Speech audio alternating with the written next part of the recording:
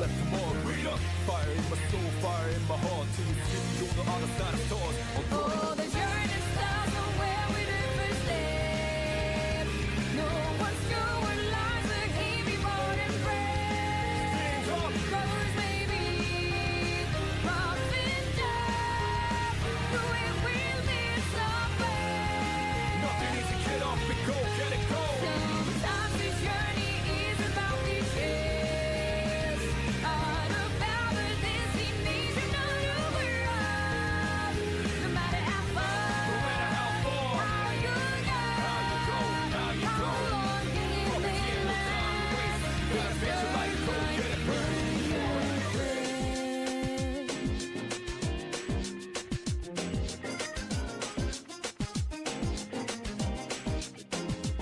When there's a beginning, there's an ending too. As we go away, come across many predicaments. Feel like lights beneath, colors of love that's excellent. The pictures fade away, beauty will remain the same. Cop living dead when your heart's beating still. No slowing down for me, I'm never gonna chill. Every low phase of riding like a drill. I pop by the roads but outshine. Only time will tell the money to the thieves. Longer we wait, may it be this way to keep. Standing by for its search. Starlit is the path. Nothing easy, get off and go, get it go. Only from the heart one reaches to the sky. Ups and downs it goes for years of beneath on the right. As you go, believing the faith and No time to waste, gotta fix your life, go get it go.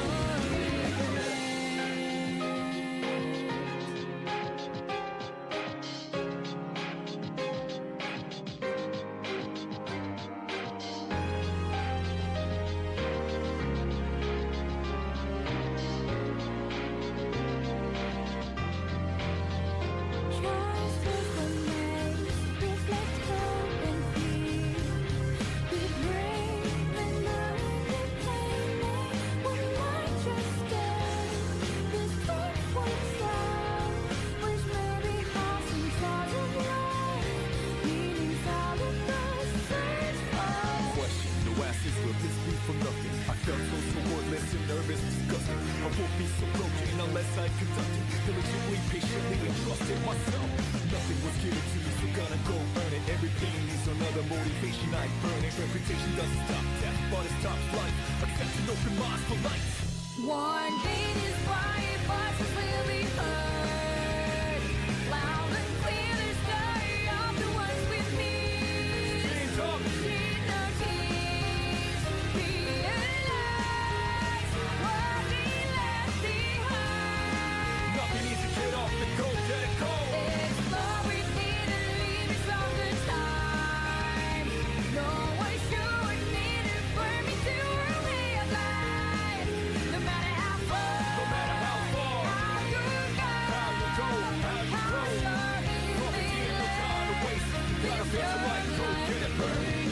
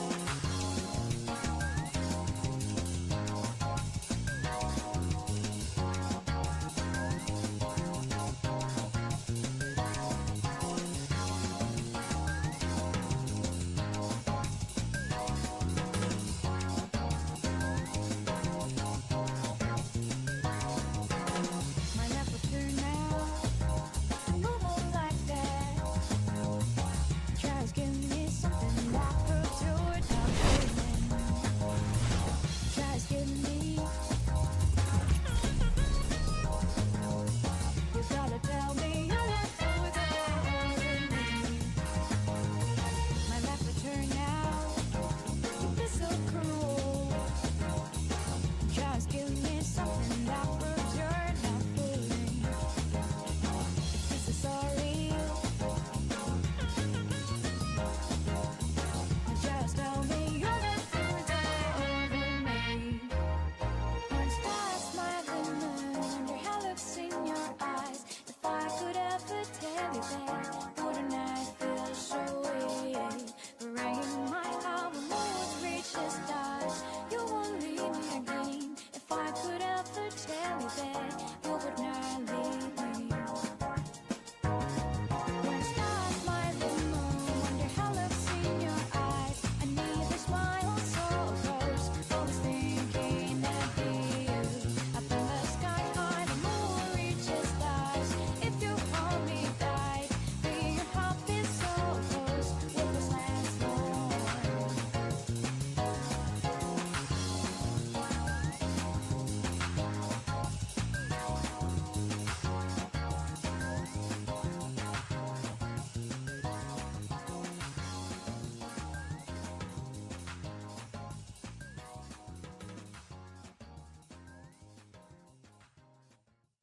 All right, this is it. It's showtime. All right, fine. We'll do that.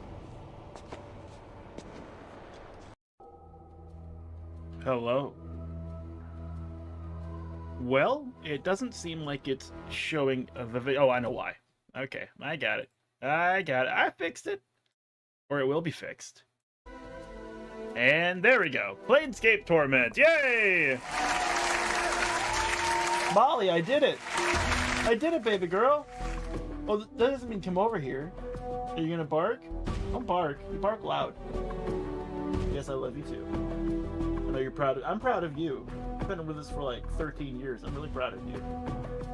Good girl. Anyway. Welcome to the Abyss. No, welcome to Planescape Torment Enhanced Edition. I bought this on sale, I don't know, sometime between now and the first hot rays of the sun touching the earth. Could have been a while ago. I did play this when I was a teenager, and I loved this. I loved being here. I lost track of time. I enjoyed every word I read. Everything was new and interesting and weird and strange, sometimes even uncomfortable, but it was just like a can opener for the brain. You know, you think, good guy beats bad guy is my favorite story. Yes, but what about solving the problem of the man who is cursed to shit out of his mouth? Yeah, how about that? How about that story? Would you like to solve that story? It's like, I mean, did he deserve it? Does anyone? I ask you. Anyway, plenty of wild shit in here. Let's start a new life. This is what we look like. Just get used to it. It doesn't change. There's no character creator. This is just what we look like, and we can determine our values. Our attribute values, not like our home and family values. You understand. I'm a little conflicted here because I know, because of my time spent in this game, that maxing wisdom, maxing intelligence is the way to go to get all of, or most of, the dialogue options in the game. If you are a dum-dum, you will get fewer dialogue options, and that's just the way it is. So you can have a vastly different experience playing this game. However, that leaves me with 3 character points to spread between either strength, dex, charisma, or constitution. Charisma. Did I just say charisma? I think I did.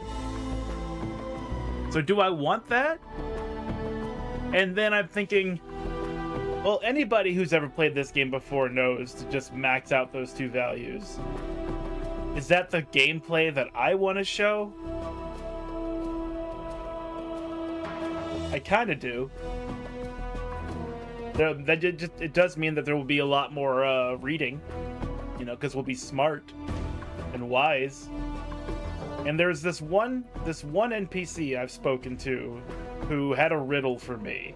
And the riddle was multiple choice. And I agonized it for what felt like years, but was probably more like 2 minutes. and then I got it wrong. And then the skeleton, sorry, the NPC, laughed at me and refused to accept any further answers, and I've never answered that riddle. I looked it up online some time ago, and I don't know what the answer is. I don't remember what the riddle was. I just know that what I looked up, what I saw, was that my character was literally not smart enough to know the answer, so the answer simply was not in the multiple choice options. And I feel like getting revenge. I feel like going, grrr, I'm gonna go there and give him the answer. But does it really matter? Does it really matter? Like, if this was me, who am I? But it's not me. This, like I said, it's not a character creator. This is just... I knew she'd bark. Give me a moment. I try to keep the door open so she's less lonely, but if she starts barking, it's too much of a problem. Anyway. If this was me, and it's not, and it can't be, this is just another life that this man is leading. I typically go... Well, if I was playing an MMO, I typically go either strength or intelligence, because I like to pretend I could be a really cool wizard, but I know I'm not smart enough for it. But it's a fantasy life, so you just have to forgive me. My real life attributes are definitely in strength and wisdom. So here's what we'll do. We'll balance it out between strength and wisdom. Wisdom. The ability score represents your intuition, common sense, and willpower. A high wisdom helps you recall memories and gives you a bonus to experience points. Now you see why it's really important to have high wisdom. You level up a lot faster, and this game has a lot of non-murder based experience point growth. It's intelligence. It's intelligence that is what gives you more dialogue options. But I don't really feel like playing mage anyway, so... So because we have wisdom maxed out, let's give ourselves a moderate amount of strength. +1 to all melee damage. We still have 5 points to go.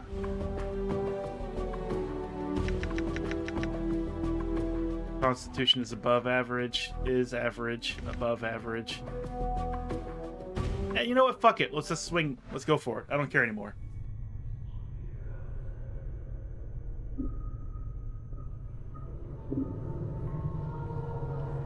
Hey, Chief.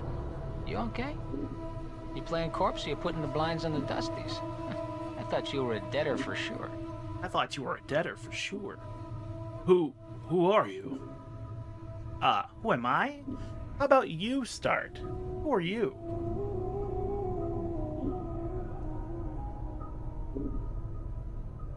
I don't know. I can't remember. You can't remember your name?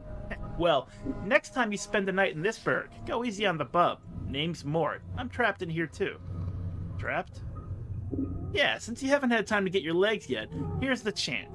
I've tried all the doors, and this room is locked tighter than a chastity belt. We're locked in... where? What is this place? Like Disco Elysium prequel. It's called the Mortuary. It's a big black structure, with all the architectural charm of a pregnant spider. Ugh, the mortuary. Mortuary. What? Am I dead? Not from where I'm standing. You got scars aplenty, though. Looks like some Burke painted you with a knife. All the more reason to give this place the laugh before whoever carved you up comes back to finish the job. Scars. How bad are they? Well, the carvings on your chest aren't too bad, but the ones on your back... Mort pauses. Say, it looks like you got a whole tattoo gallery on your back, Chief. Spells out something. Tattoos on my back? What do they say? Looks like you come with directions. Mort clears his throat. Let's see. It starts with... I know you feel like you've been drinking a few kegs of Styx wash, but you need to center yourself. Among your possessions is a journal that'll shed some light on the dark of the matter. Farad can fill you in on the rest of the chant if he's not in the dead book already. Farad, does it say anything else? Yeah, there's a bit more. Let's see, it goes on. Don't lose the journal or we'll be up the sticks again. And whatever you do, do not tell anyone who you are or what happens to you, or they'll put you on a quick pilgrimage to the crematorium. Do what I tell you. Read the journal, then find Farad. No wonder my back hurts. There's a damn novel written there. As for that journal I'm supposed to have with me, was there one with me while I was lying here? No, you were stripped to the skins when you arrived here. Besides, looks like you got enough of a journal penned on your body. What about Farad? Do you know him? Nobody I know, but then again, I don't know many people. Still, some Burks got to know where to find Farad. Once we get out of here, that is. How do we get out of here?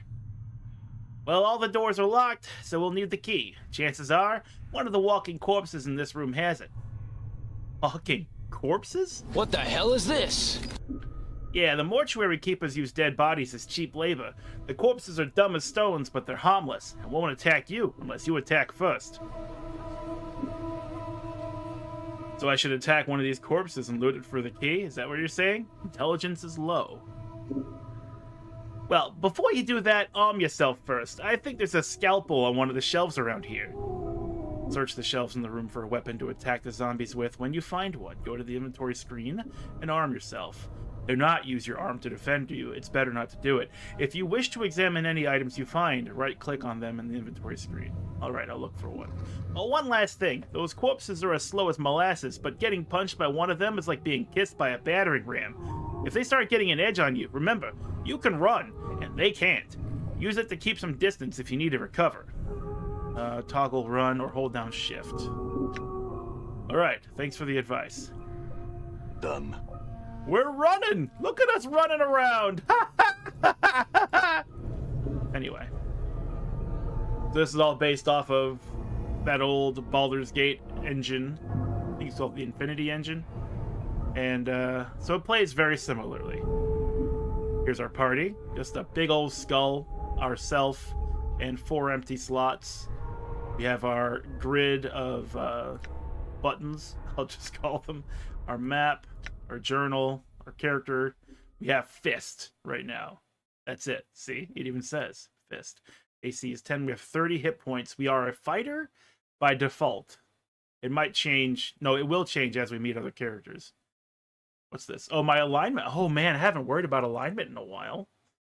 Current alignment's true neutral. For obvious reasons. We don't even know who we are. How could we know what our alignment would be? Strongest creature killed. Time with party, 0 hours. Favorite spell, and so on and so forth. All that stuff is still here. We are human, it says. Interesting. I didn't actually know that. We have an edged weapon proficiency. So this looks like it goes off of the old 2nd edition rules. I wasn't quite sure because I think Baldur's Gate 2 went with 2.5 kind of rules, like just a little before 3rd edition. I didn't remember if this came out before or after. I think this came out before Baldur's Gate 2. Weight allowance, and so on and so forth. This is our journal. Find Farad. Find your missing journal. This gives us what we need to do, and it keeps all this stuff here. We even have a search bar. Wow. What Mort read from the directions tattooed on my back, I was supposed to have a journal with me when I woke up in the mortuary. I better find it. Hopefully it can help me figure out what's going on. Right. So what's here?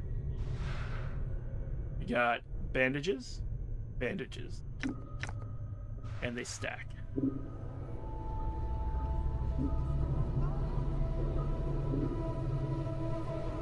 The store is locked. You'll need a key. Okay. There's our scalpel. Now, you may have already guessed, we don't actually have to kill a zombie to get the key. It's just an option.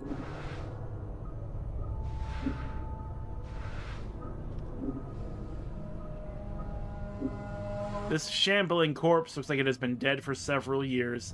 The skin along its forehead has peeled back, revealing its chalk-white skull. Someone has chiseled the number 569 into the exposed bone. Hey. Hey, zombie. I'm looking for a key. Do you happen to have one? Chief, they can't hear you, all right? They're dead. Yeah, but you're dead. You're a floating skull, and you're talking to me. Yeah, but I'm special. Death couldn't kill my zest for life. These corpses here, Mort rolls his eyes, question mark. They probably didn't have much personality to begin with. I see. Look, Chief, watching you trying to swap the chant with these corpses isn't doing much for my morale. Let's leave the corpse talk for the barmies, alright? Alright then, let's go. Examine the corpse, see if it's carrying a key. This corpse doesn't appear to be carrying a key, and it doesn't look like it would be able to use one if it did. Its fingers are broken, as if someone smashed them with a hammer. You do happen to notice that its left shoulder is heavily bandaged. The bandages might be usable if the corpse was disposed of first. I'm gonna talk to him again anyway, just with a wink at Mort. Guess you don't have it. You don't happen to know which of your other corpse friends has the key out of this place. Chief, they can't hear you. I know. Let's go check out this other corpse then. This other zombie, excuse me. This corpse's head lolls back and forth on its shoulders. Judging from the angle of the neck, it looks like this man may have been hanged.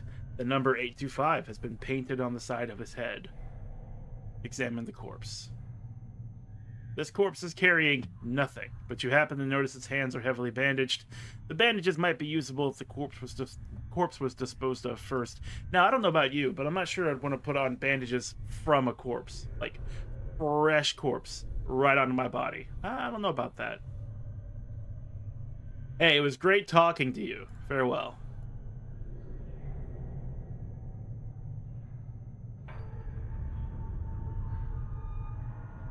This corpse stops and stares blankly at you as you approach. The number 782 is carved into his forehead, and his lips have been stitched closed.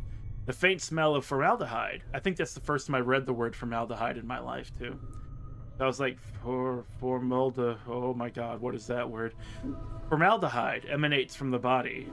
We'll examine this corpse. This corpse looks like the one with the key. It is holding it tightly in its left hand, its thumb and forefinger locked around it in a death grip. It looks like you'll need to hack the corpse's hand off to free the key. Well, maybe I was wrong about not having to kill the corpse, but let's take a look around first. Leave the corpse in peace. We have identified where the key will be. A system of rails is running through the whole room. It looks like the slabs in the room can be moved around on these rails. I didn't notice these question marks before. These barrels contain a murky liquid. It smells like a cross between vinegar and formaldehyde. Looks like someone is in the middle of dissecting this corpse.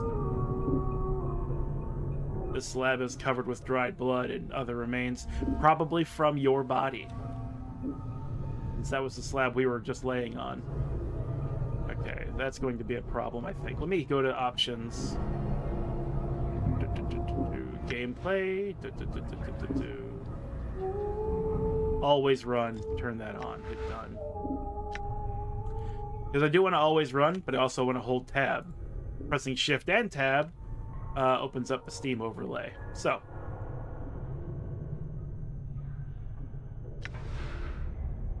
Oh, right. Didn't we pick up a scalpel? I guess I didn't. Really? Hold on.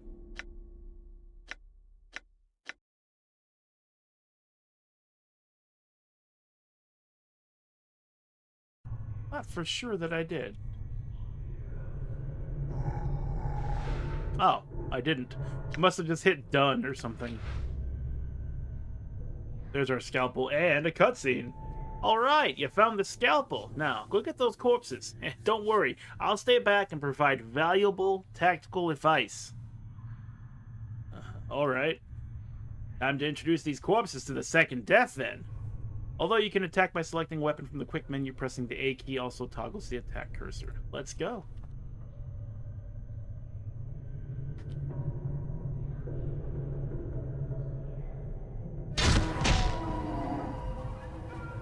Cowabunga! We did it. And there's a key, preparation room key.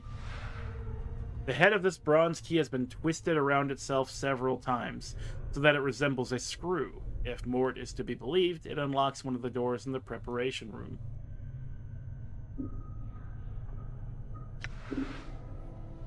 Alright, so once we use this key, it will vanish from our inventory if we don't need it anymore.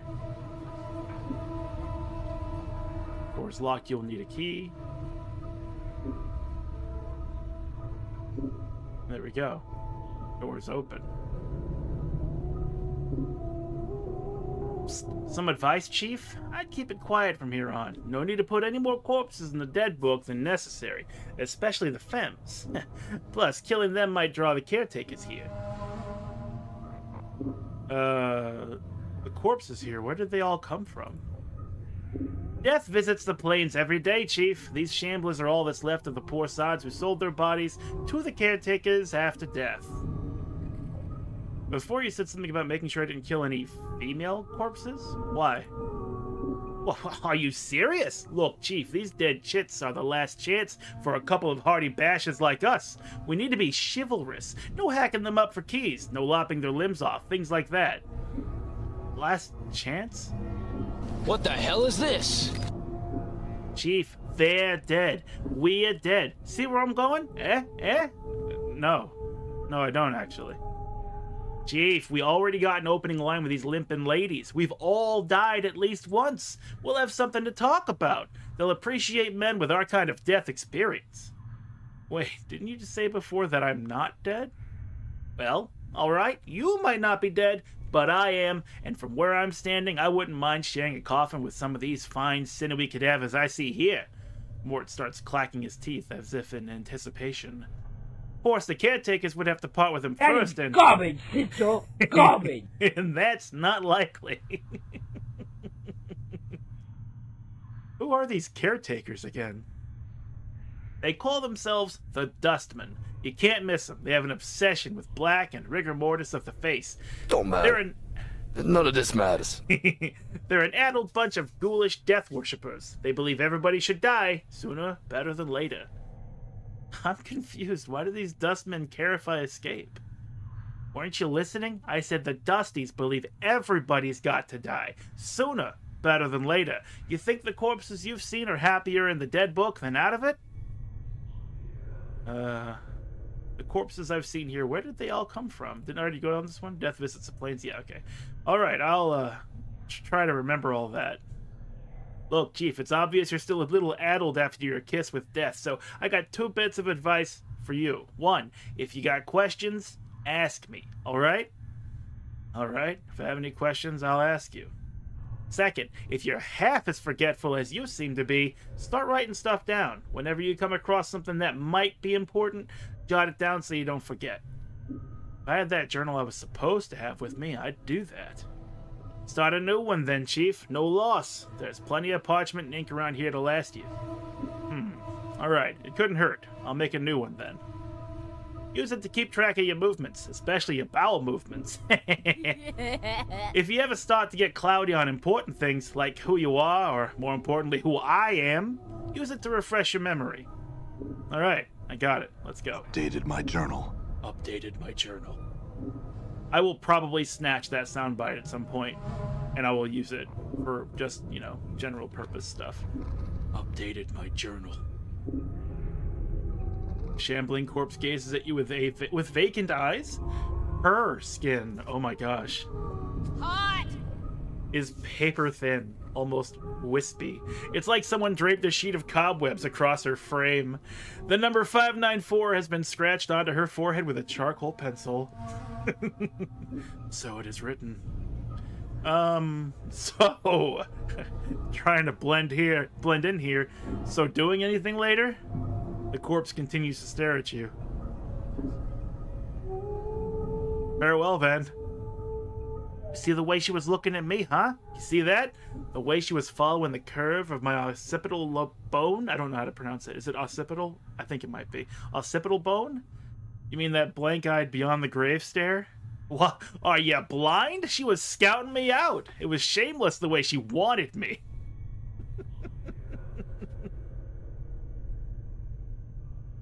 I think you're imagining things. She's a zombie, a corpse, a dead person. You probably didn't even register to her senses. Occipital? Okay, thank you. Yeah, whatever. When you've been dead as long as I have, you know the signals. They may be too subtle for you to pick up on, but that's why I'll be spending my nights with some luscious, recently dead shit while you're standing around going, huh? What's that going on? Where's my memories? Whatever, Mort, let's go. Isn't this fun? What a fun game! Bloodstains, rust, and other remains cover the surface of this metal slab. It is much larger than most of the other slabs and is sitting on a platform that allows to be rotated. Look at these hot ladies. Just headbanging around the mortuary. Yeah, baby! The left side of this woman's face looks as if it was caved in with a club, and her flesh sags in bruised, swollen clumps over her ruined skull. The number 626 has been stitched onto the corpse's right cheek, just below the eye. That nasty wound you got there. The corpse continues to stare at you with its one good eye. Very well, then.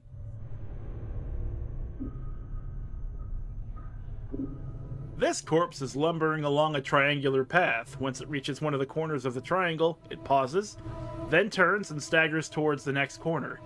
It has 965 tattooed on the side of its skull. As you approach, it halts and stares at you. Looks like someone forgot to tell this sod to stop walking the rule of threes. What do you mean? These corpses don't have much left in the attic, so they can't do more than one task at a time. When they're told to do something, they'll keep doing it until someone tells them to stop. This poor sod probably finished some task, and they forgot to tell him. You said something about the rule of threes. What did you mean by that? Updated my journal. So it is written. Well, the rule of threes is one of those laws about the planes, about things tending to happen in threes, or everything's composed of 3 parts, or there's always 3 choices, and so on and so forth. You don't sound like you hold much faith in it. It's a load of wash if you ask me. If you look for a number, any number, and try to attach some great meaning to it, you're going to find plenty of coincidences. Let's see, before you said someone put this corpse a task, then forgot to tell them to stop. Who gives these corpses these tasks to do? Either one of the caretakers here, or else whatever necromancer raised them out of the dead book. Probably one of the caretakers here. They're the ones who need the cheap labor after all. Understood. Alright. Come on, let's get moving.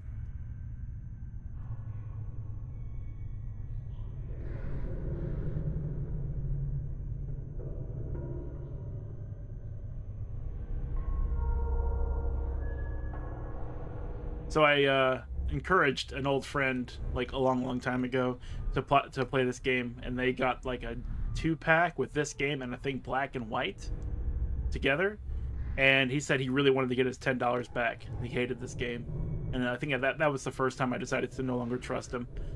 It's like, what do you mean? It's awesome. Hey, what's this? A receiving room logbook. This huge logbook lists mortuary procedures in a tight-crabbed script. All shells entering the mortuary are to be delivered to the receiving room and logged with the scribe on duty before being embalmed or cremated. The records are to be checked to determine if the shell is one of the contracted, and if so, do not prepare the shell. Move the shell to one of the preparation rooms, contact the scribe on duty, and notify him that a contracted shell is to be raised. Be certain that a shell is thoroughly stripped of its possessions before being sent to the preparation rooms. The contracted workers are intended for simple manual labor and do not have the capacity to search and strip a shell.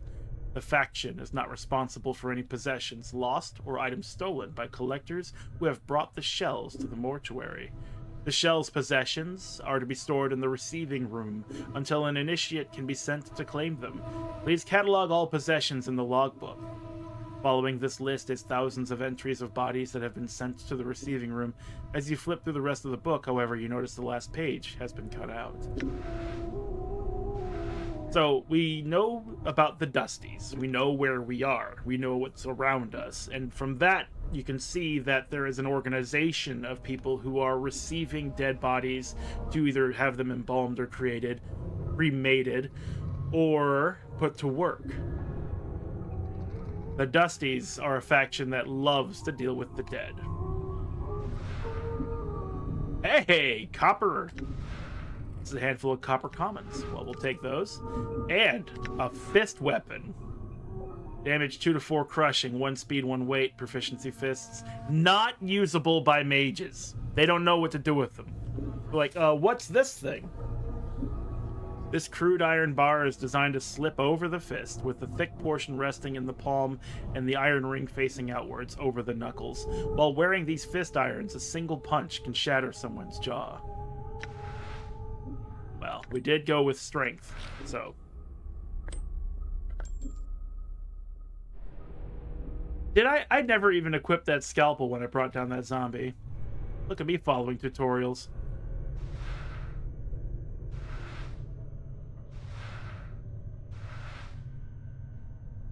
The smell of formaldehyde emanating from this corpse is particularly strong. It smells like it was applied recently, and with good reason. This corpse appears to be in an advanced stage of decay. Her jaw missing, awesome! And some of the flesh has slid off her skull, revealing the number 1072 chiseled into the bone. I think this one's seen better days.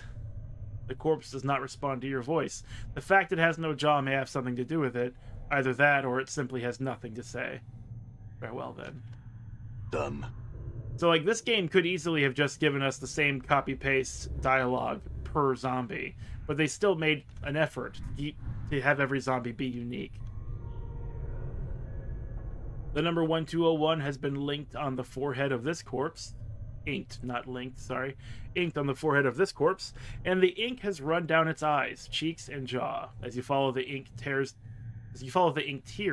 down the corpse's face, you notice it has run into the stitching sealing the corpse's lips and has caught on what looks like the corner of a note stuck in the corpse's mouth. Well, try and pull that note out. It's ours. The note has mingled with the ichor in the zombie's mouth. If you try to pull the paper out through the cross stitches, it would tear the paper to shreds. Hacking up the corpse to get at it looks like it will destroy the note. You'll need to find a delicate way to remove the stitches before removing the note. Well, we have a scalpel. Use the scalpel to cut through the stitches. 250 experience, which I think is more experience than you would get in like the first battle encounters in Baldur's Gate 1. So it's like, damn, that's a huge amount of experience for just talking to a zombie.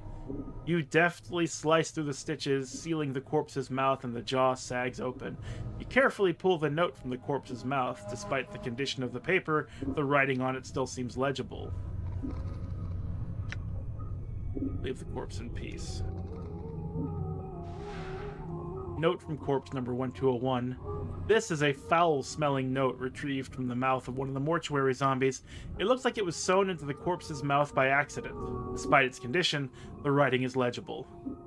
Please, to whatever dustman reads this, I beg of you, I know of my legal obligation under the terms of the dead contract, but I am prepared to offer more than my signing fee if you will cremate my body rather than raising it. I have arranged for this note to be left with my body upon my death.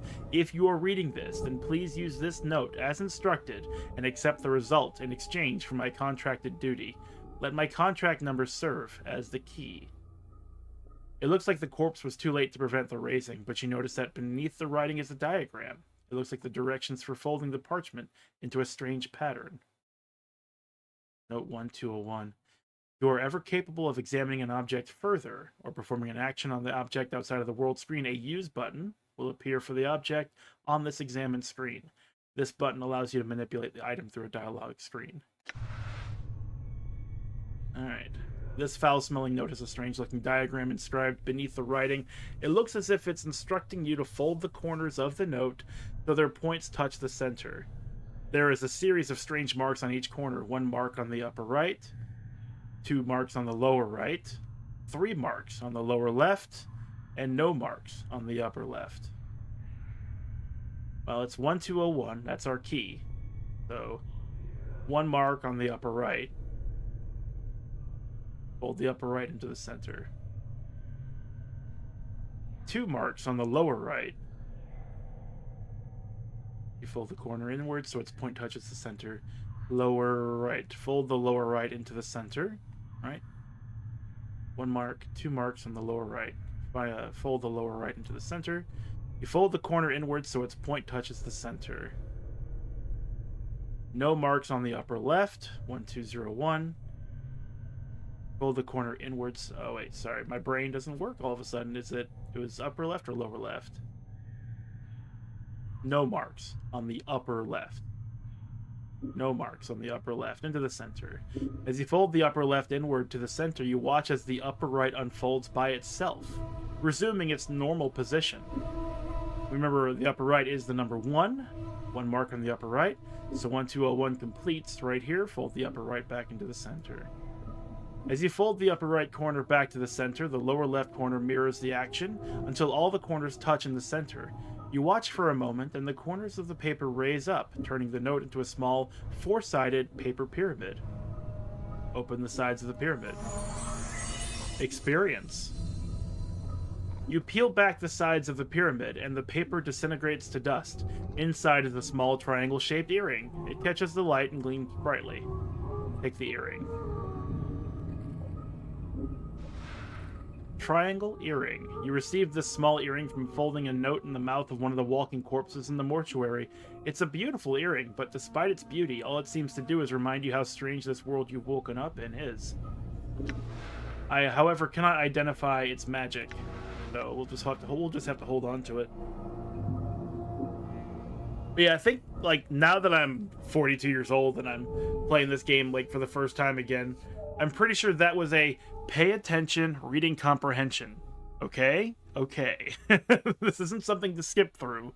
Read what it says, do what it says.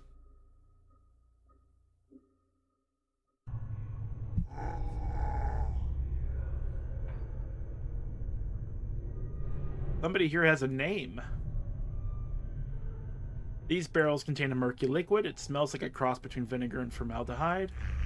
This gate looks sealed shut. There is no lock or other means of opening it.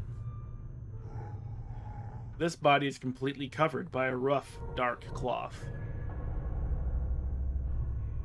This walking corpse has the numbers 1094 carved into its forehead. Its mouth has been sewn tightly shut, and the chemical reek of fresh formaldehyde hangs in an overpowering cloud around it. Despite the pallid, sunken features and lifeless, milky eyes, it is clear that this was once a handsome young man. So, seen anything interesting going on? The corpse continues to stare at you. Leave the corpse in peace. Nothing here. This corpse has been completely wrapped in bandages like a mummy. This scribe looks very old. His skin is wrinkled and has a slight trace of yellow, like old parchment. Charcoal gray eyes lie within an angular face, and a large white beard flows down the front of his robes like a waterfall. His breathing is ragged and irregular, but even his occasional coughing does not slow the scratching of his quill pen. Greetings. The scribe stops scratching in the book before him, then looks up. His eyes are like 2 nails driven into his skull. So, he sounds tired, as if he has repeated the same thing many times before. You have awoken from your sleep and returned to your dream. He continues more respectfully. Well met. Again, Restless One. Restless One, do you know me? Know you? There's a trace of bitterness in the scribe's voice as he speaks. I have never known you, Restless One, no more than you have known yourself. He is silent for a moment. Or you have forgotten, have you not? Who are you?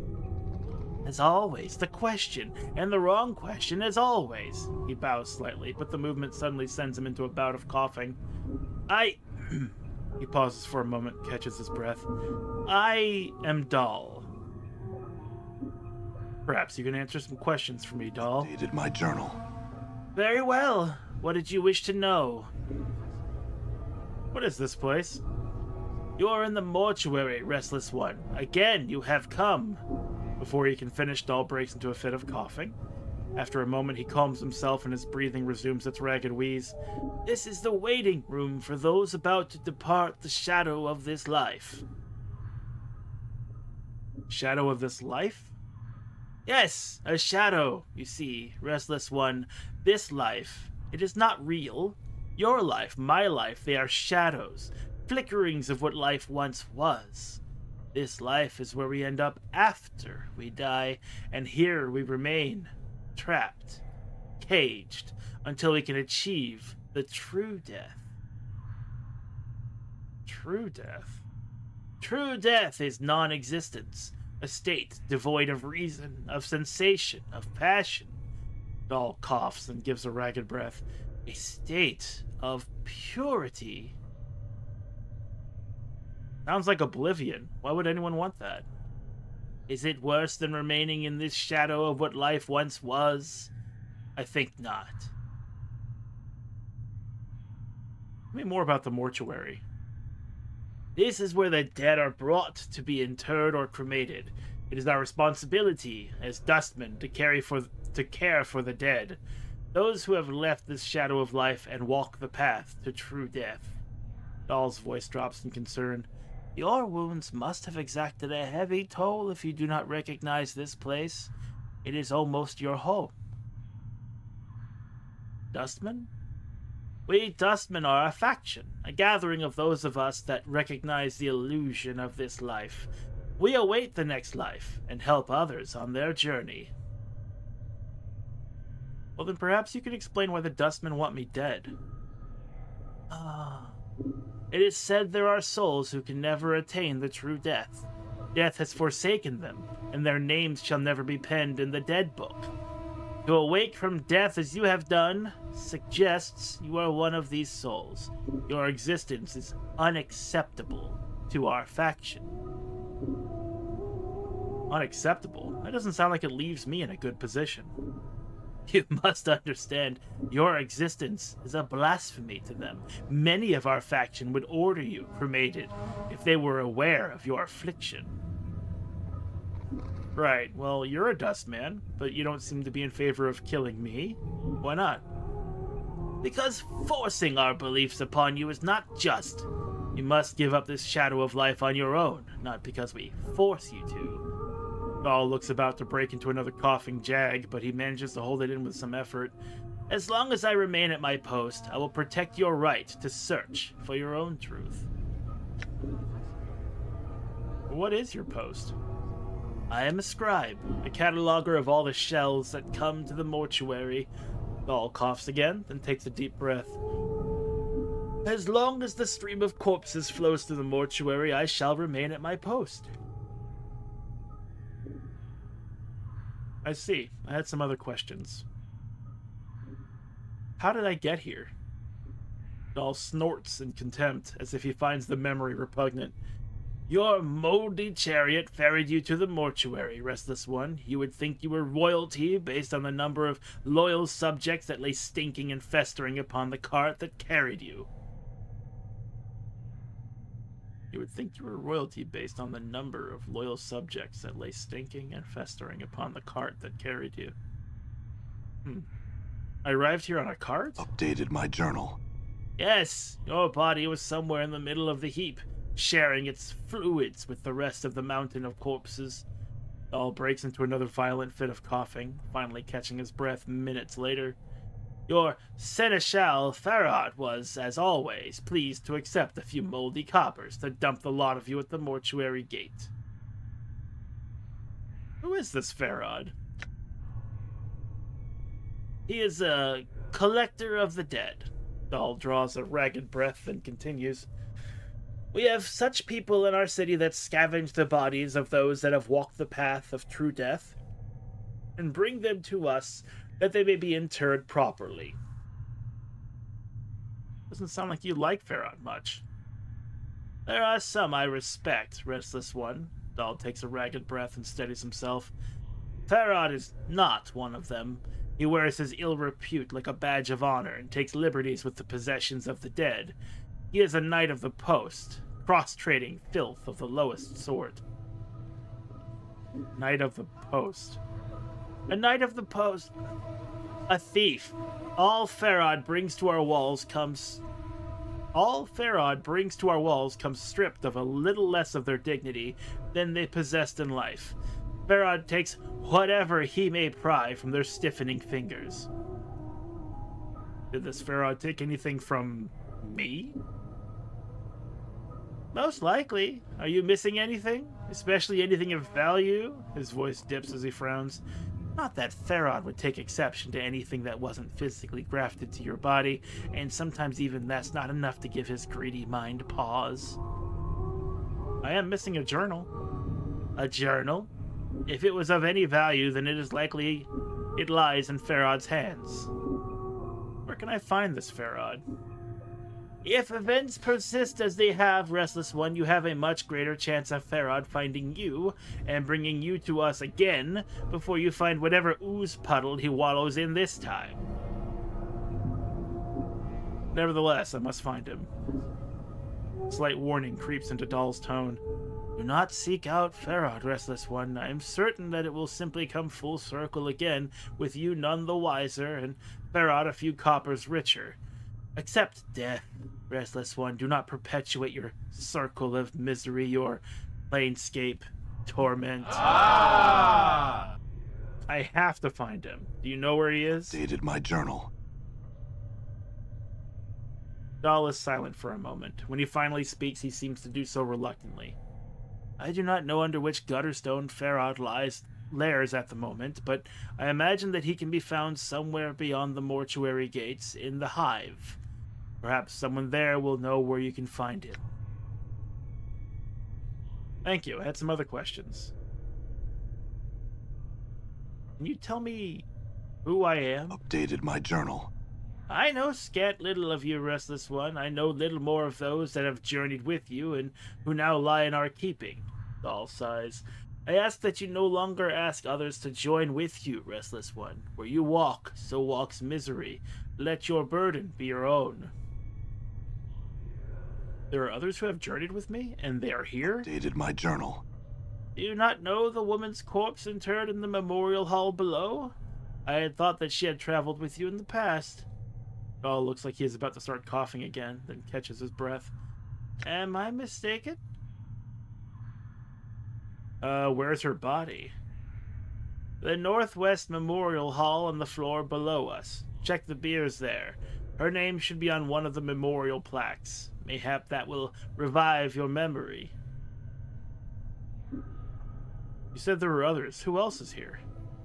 Doubtless there are, but I know not their names, nor where they lie. One such as you has left a path many have walked, and few have survived.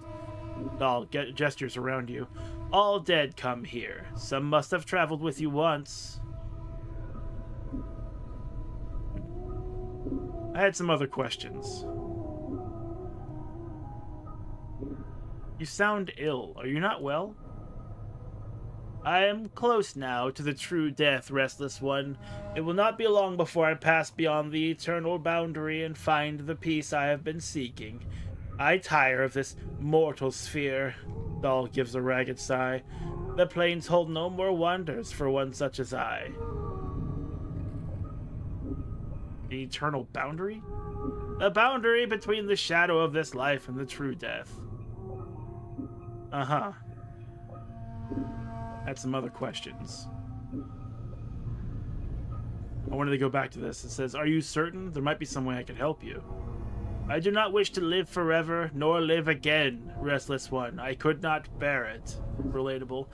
So be it. Farewell, Dahl. As you turn to leave, Dahl speaks. Know this. I do not envy you, Restless One. To be reborn as you would be a curse that I could not bear.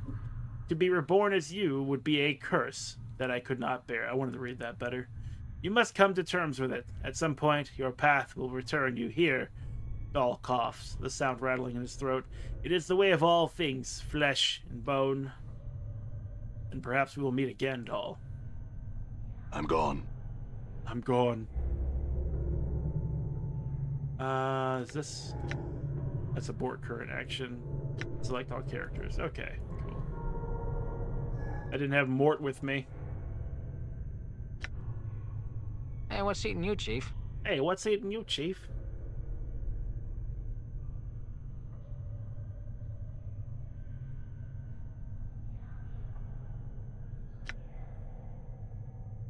Okay. I just want to see if there's anything updated between him and I.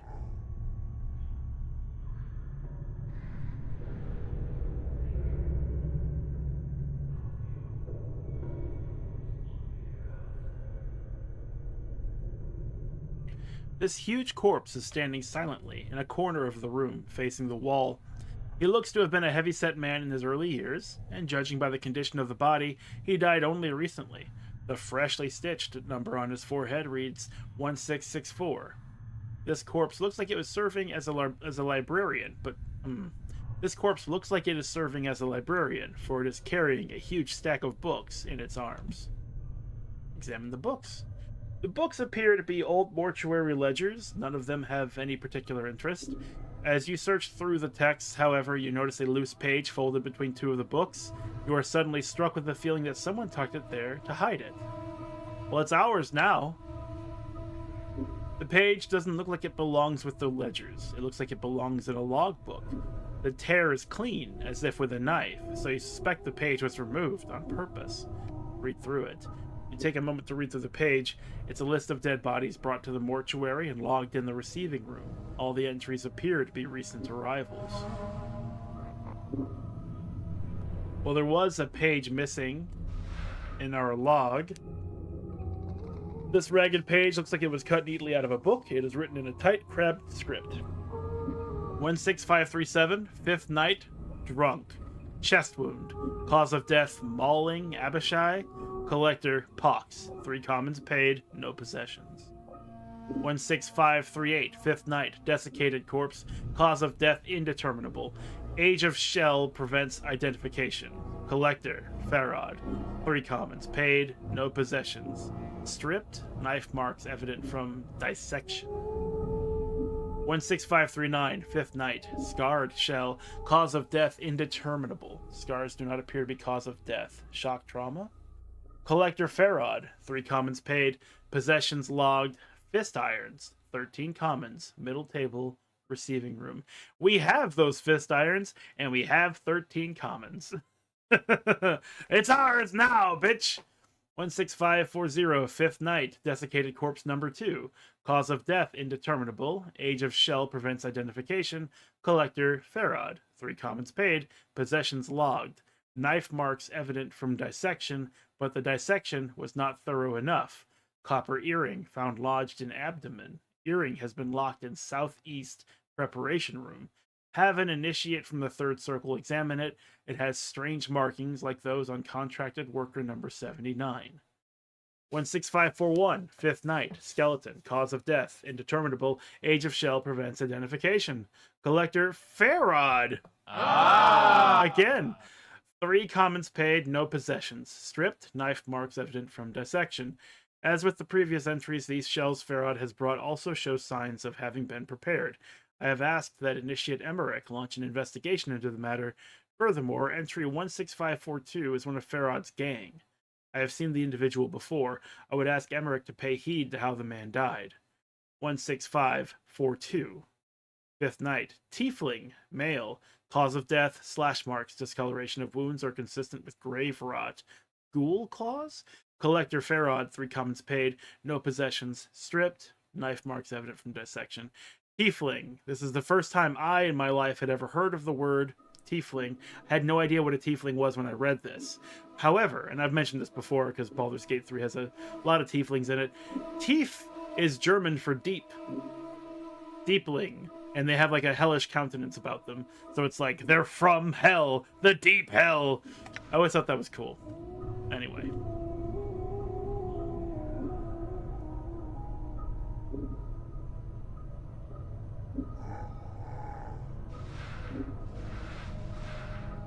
Bandages! I will take everything the dustmen have. They don't need it. They want to die so damn bad. They can't take their possessions with them.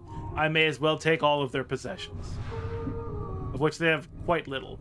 This chalk-white body has been drained of blood and treated with embalming fluid. A neatly stitched seam runs down the corpse's chest. Another corpse on a stone slab. There is no indication what the body died of. These barrels contain a murky liquid that's formaldehyde. Here's an actual named character. This disemboweled corpse proves how far you can physically stretch flesh without tearing it.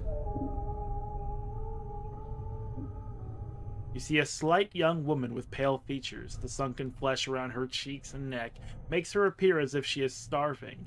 She seems intent on dissecting the corpse in front of her, prodding the chest with a finger. Greetings. Just a moment.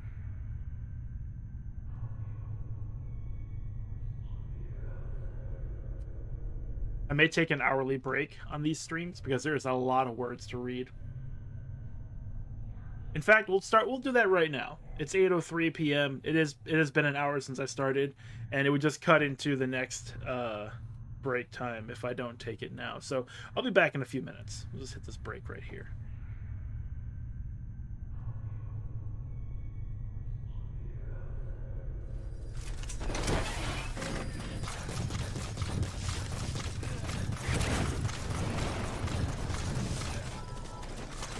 You're coming with me. And that means... Torg? I'm Torg, and I'm here to ask you one question, and one question only. Explosions! Roger that.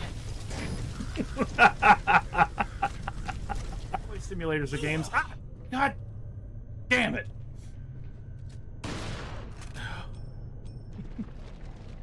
I did not even see his ass. I'm gonna eat his fucking egg. It's my egg now. I'm gonna put it in my body.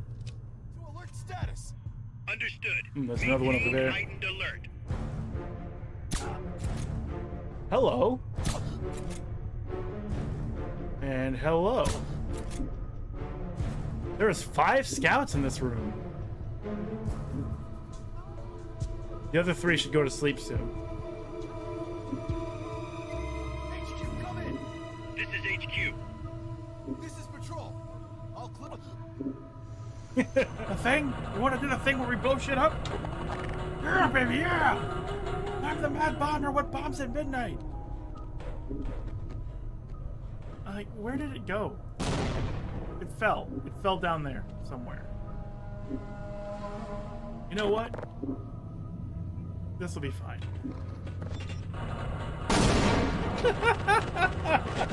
Fired. Alright. Oh. Good to go. So aim your gun at me and press the fire button.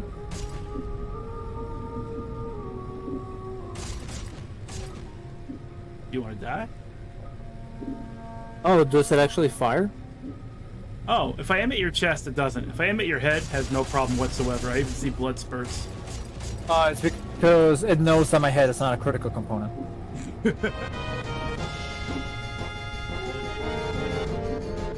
Yeah, the minimum required bit usage for it is just 1 bit.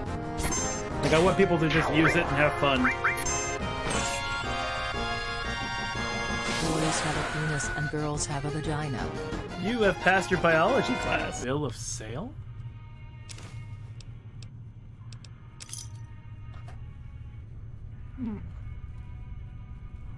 Also, if I put a grenade in your pocket, does that do anything? I think I remember that from something.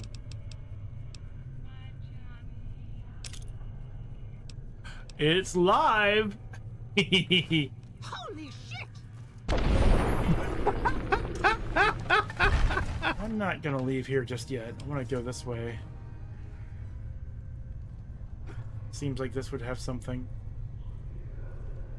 Look at that skybox. Look at the mountains in the background. Look at the river down there.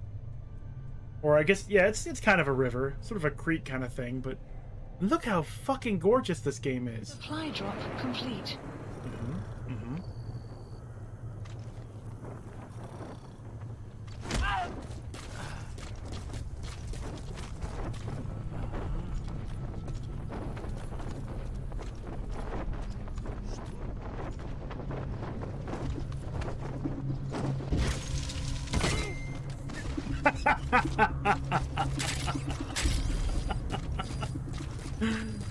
Perfect. I threw a grenade at one, and instead of standing there like an idiot like they do in Quake 2 and Quake 1 and all that, they actually ran away. And the grenade exploded harmlessly. Like, I couldn't believe seeing that. I was just amazed. I was like, oh no, they aren't stupid at all.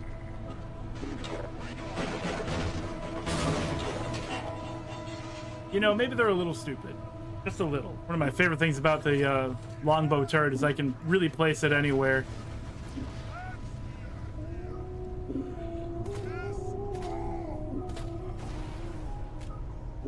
Oh no! No! No! Not like this! Yeah, that's right, bitch! Yeah, that's right! That's right! Shivering satisfaction. And you can... You will have a nice day.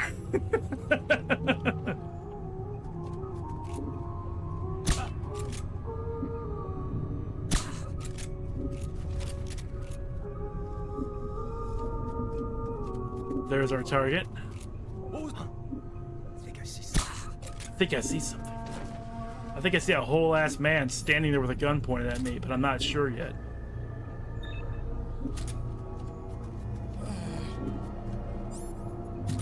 There's our boy. Get him out of here. Found an artifact over here. Cool. Excerpt from Scaff Legionary Handbook, Surviving Sub-Zero Temperatures. You are required to wear the Arctic survival suit when exiting the compound, no matter how small the duration. Zero tolerance, no exceptions.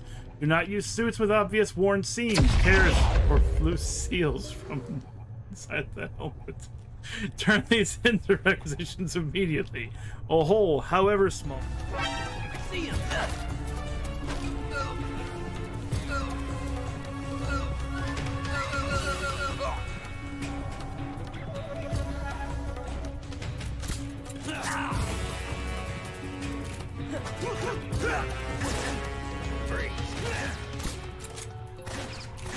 Please don't.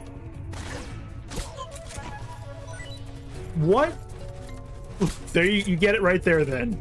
Enjoy. Never once. I did try, but I didn't make it. That's hilarious. Oh, that's not hilarious at all. Holy shit. Everyone pay attention.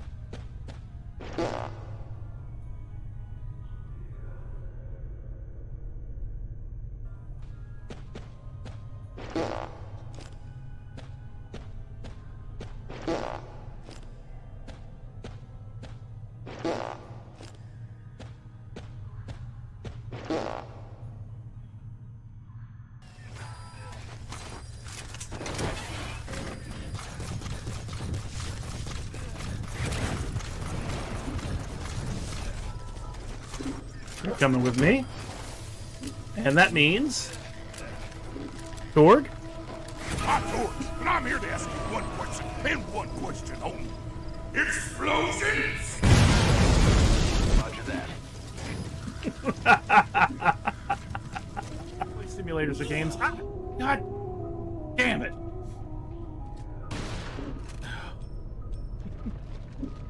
I did not even see his ass. I'm gonna eat his fucking egg. It's my egg now. I'm gonna put it in my body. Alert status. Understood. There's another one over there. Heightened alert. Hello. And hello. There's 5 scouts in this room. The other 3 should go to sleep soon. HQ, come in. This is HQ. This is patrol. All clear. A thing? You want to do the thing where we blow shit up? Yeah, baby, yeah! I'm the mad bomber. What bombs at midnight? Like, where did it go? It fell. It fell down there somewhere. You know what? This will be fine.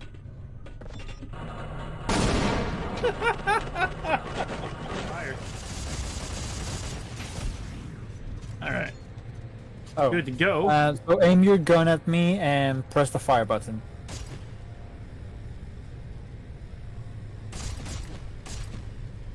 You want to die?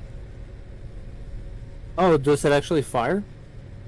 Oh, if I aim at your chest, it doesn't. If I aim at your head, it has no problem whatsoever. I even see blood spurts.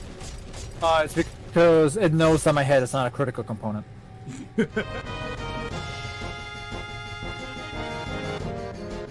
Yeah, the minimum required bit usage for it is just 1 bit. Like, I want people to just use it and have fun. Venus and girls have a vagina. You have passed your biology class. Bill of sale?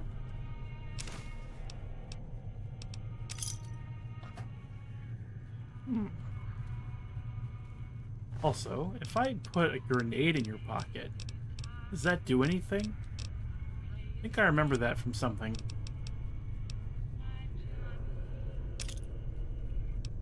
It's live! Holy shit! I'm not gonna leave here just yet. I want to go this way. Seems like this would have something.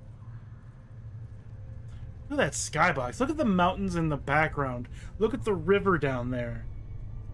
Or I guess, yeah, it's kind of a river. Sort of a creek kind of thing, but look how fucking gorgeous this game is. Supply drop complete.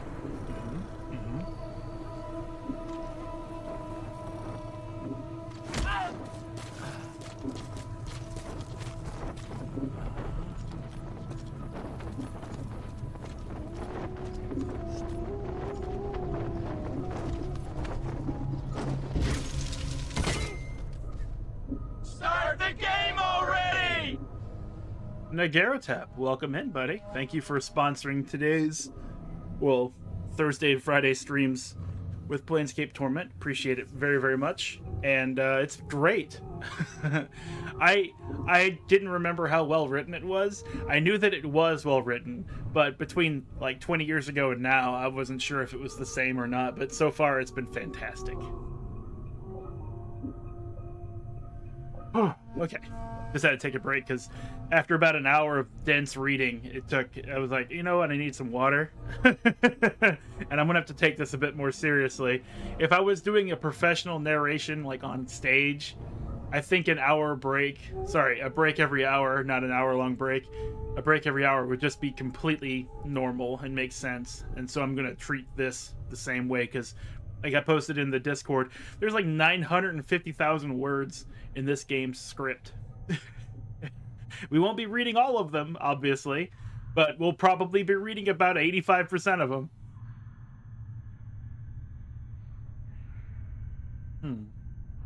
Okay. Greetings. The woman does not respond. She seems too intent on the body in front of her. As you watch her work, you suddenly notice her hands. Her fingers are talons. They are darting in and out of the corpse's chest cavity like knives, removing organs. I said, greetings. This woman makes no response. I think the dusty chit might be a bit short of hearing, Chief. Let's lay off, shall we? No. What's wrong with her hands? Updated my journal.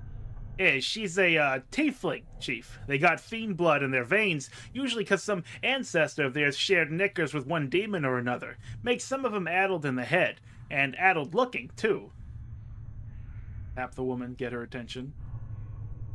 The woman jumps and whips around to face you. Her eyes are a rotting yellow, with single orange dots for pupils. As she sees you, her expression changes from surprise to irritation, and she frowns at you. Greetings. She doesn't seem to have heard you. She leans forward, squinting, as if she can't quite make you out. Whatever is wrong with her eyes must make her terribly nearsighted. You! She clacks her taloned fingers together and makes a strange motion with her hands. Pine thread and embalming juice. Bring here to Iveen. Go! You have been assigned a quest. Quests are displayed in your diary and in the quests portion of your journal. To see all the quests you have been assigned and their status, simply select quests from the journal menu. What's wrong with your hands? Updated my journal. She turns away. She makes no sign that she heard you. Okay, well. We have a quest! It's quest! Quest. Where's the quest button? Is it here? Is it here? Is it here? It's here. Find embalming fluid and needle for Iveen. There's probably some embalming fluid or needles in some of these locations here. Or did we already do that? What about the workers themselves? The eyes of this corpse are set close together and the eyeballs themselves are slightly askew. One faces to the left and other to the right. You can barely make out the number 257 traced into its bruised forehead. It looks like the corpse has taken several blows to the head, making the number difficult to read. Hey, don't you get dizzy with your eyeballs facing like that? There is no flicker of understanding in the corpse's eyes. They stare silently off to the left and the right.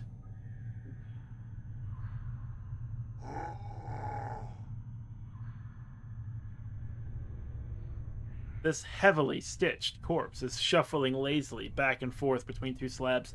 The number 506 has been stitched on its forehead and the side of its neck, and its right arm. In fact, the skin of this peeling corpse has been sewn up with so many stitches, its skin looks like a bizarre street map. Examine those stitches. The stitches encircle the corpse, running from its arms across its chest, up its neck, and into the damp mass of white hair. As you follow the crossroads of stitches, you notice someone has jammed a needle into the corpse's forehead. The needle is attached to a thread stitching up the side of the skull. You could probably unravel it if you had something to cut the thread. We have a scalpel.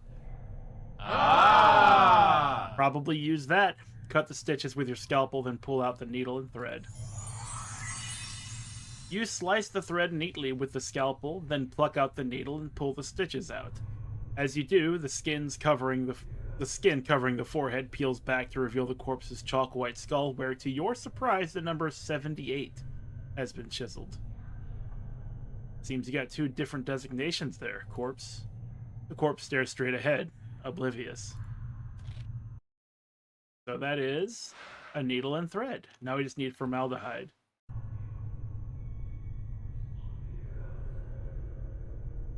This corpse, 985, has stopped dead in its tracks. Judging from the condition of its left leg, it looks as if some sort of tomb rot or corpse mold has eaten through its knee. The corpse is wobbling unsteadily back and forth, trying to keep its balance. Well, you know, you kind of have to, right? You kind of have to. It's like, what value is this zombie really? Give the corpse a push. Chief, you might not want... There is a crack from the corpse's left leg, and the body falls like a dead tree. Its torso strikes the stone flagstones and shatters like a rotten melon, filth and ichor gurgling from the cavity. To your surprise, no one seems to have noticed the corpse's collapse, and even stranger, the left leg remains standing where the body was, as if at attention. After a moment, the leg falls over with a wet thump. As you gaze upon the putrefied remains of the corpse, you notice that its left arm seems intact. It has snapped from the torso during the fall, and it doesn't appear to have been touched by the tomb rot that had spread through the rest of the body. I wonder if I can make use of that arm.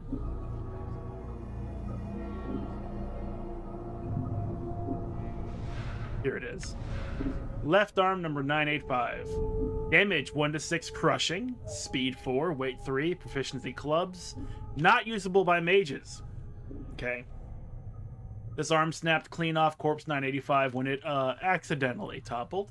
As much as the corpse's knee was rotted clean through, it looks like the combination of thick applications of embalming fluid and rigor mortis has made this arm almost as hard as wood. If you needed to, you could either use it to shake someone's hand from a distance, or use it to bash their skull in. Well, we are a strength build. Yeah, strength build. So it just seems like we should probably use such a thing.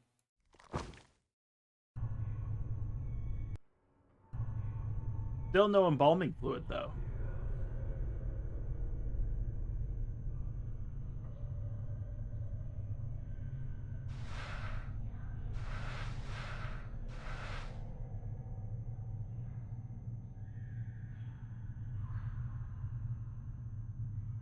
The shambling corpse gazes at you with vacant eyes. The number 821 is carved into his forehead, and his lips have been stitched closed. The faint smell of formaldehyde emanates from the body. So, seen anything interesting going on? As you address the zombie, it blinks in surprise. Eh? What? Yo, you're not a zombie, who are you? Updated my journal. The zombie is trying to respond behind stitched lips. He has a peculiar, half-frightened, half-angry expression. Who are you? What you want? Hey look, who are you? The zombie doesn't seem to have heard you. He looks you up and down for a few moments, then frowns. What do you do here? The eyes narrow suspiciously. You spy on Dusties? I'm not a spy. I got sealed in here by accident. Can you help me out? Maybe? He is silent for a moment, then nods slightly, as if in understanding. Why should I help you? Because I won't expose your little disguise if you help me. Or you look like someone who'd much rather disguise themselves as a corpse than be one. There we are. You look like someone who'd much rather disguise themselves as a corpse than be one. That reason enough? He looks you up and down as if wondering if he can take you. Stares at your scars, then decides against it. You can escape through portals. Portals? Portals. The zombie waves around the area. Portals everywhere. Can you show me one of these portals? The zombie nods. You want out? Go to Arch on first floor. Northwest room. You need fingerbone. Bungerbone. Shape of crook. He holds up his index finger and bends it into a crook. When you have key, go to Arch. Jump to secret crypt and can escape from there. Secret escape route. He nods eagerly. You can rest there. I don't know why it's all caps. Crooked fingerbone. Where am I going to find one of those? Dated my journal. We have nearly made 1,000 experience, and we have not had to kill more than one zombie so far. This game is incredible! He shrugs. Must be one around somewhere. Look in storage rooms on upper floor. Maybe there. Very well. I'll check upstairs for this crooked fingerbone, then head to the first floor to one of the arches in the northwest room. Got it. Bloodstains, rust, and other remains cover the surface of this metal slab. We've seen that before.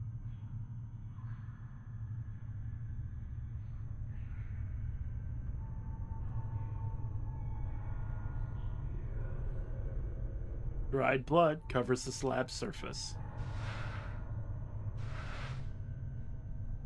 Dried blood. The blood.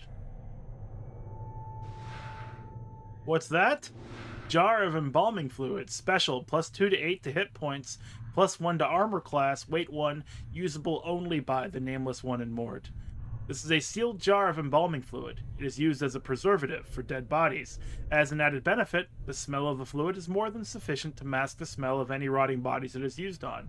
Effects are temporary.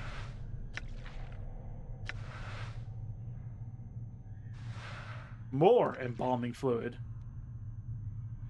This rotting corpse is riddled with tubes. A yellow liquid is cycling through the tubes into a strange machine. The machine is making clicking noises like an insect.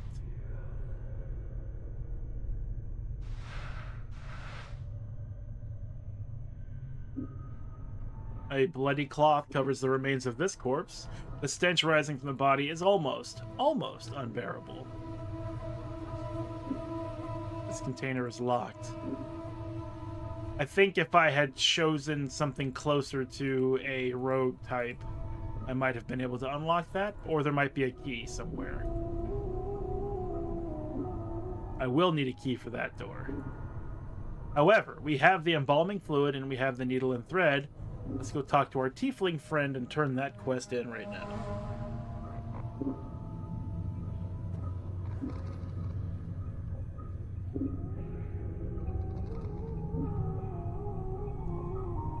You see Iveen. She is still dissecting the corpse's chest with her talons.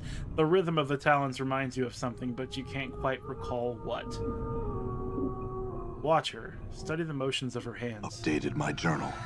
As you study the motion of Iveen's hands, you feel it prickling along your scalp, and then suddenly you find your vision swimming, blurring, until you are standing in front of a freshly slain corpse, rigor mortis making a mockery of its smile. The number 42 has been stitched into its scalp. The zombie is lying on a slab, and you have just finished stitching up its chest. You have placed something inside, something that may prove useful if you come this way again. Echo, keep these things safe and wait for my return. Over 1,000 experience and all we do is talk. This is like the best visual novel that ever existed. The memory of your voice is an echo, strange and hollow to your ears. You cross your arms in front of your chest, and to your surprise, the corpse does too. After a moment, its hands fall back to its sides. And as it does, the vision fades until you are watching Ivine's hands make their stitching motions once more. Note, you have regained a memory. Memories can give you additional experience points, skills, and may even lead to you gaining something else of value later on. Tap her, get her attention. She turns, sees you, then frowns. Dumb zombies. She clacks her taloned fingers together impatiently, then makes a stitching motion with her fingers. Find thread and embalming fluid. Bring here to Ivine. Go, go, go. Give her the thread and embalming fluid. Updated my journal. Without missing a beat, Ivine snaps the thread from your hands and hooks it around one of her talons, then begins sewing up the corpse's chest. She then takes the embalming fluid and begins to apply a layer to the corpse. Within minutes, she has finished. She clicks her talons, then turns to face you. To your surprise, she extends her hand and drags her talons along your arms and chest. Keep playing zombie. We're not afraid of death. Looks like you have a new friend, Chief. You two need some time together, or keep playing zombie. As she traces your arms and chest, you suddenly notice she seems to be examining your scars. She withdraws her talons, clicks them twice, then bends forward and examines some of the tattoos on your chest. Who wrote on you? Ivers do that? No respect for zombies.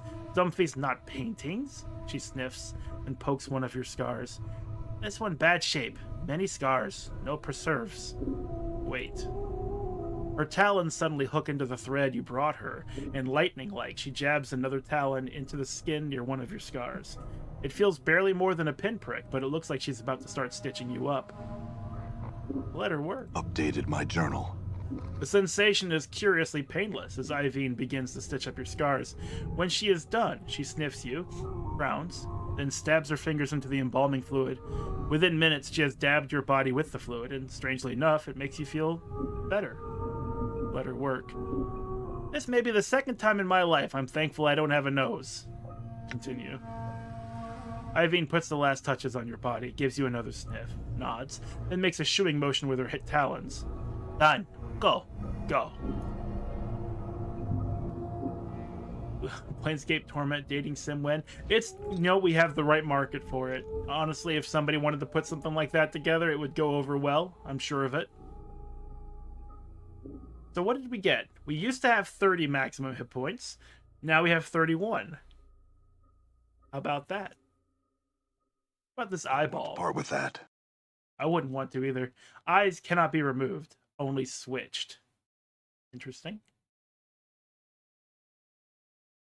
But I think what she gave us is the +1 to our health. I'm not trying to rest at this time. That's the save button. We should probably save it. I don't know if there's an autosave, but we should probably save it at this point.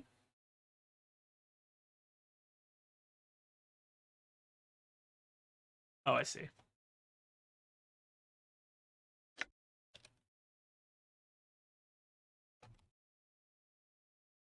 Pepperoni. That's our save game name.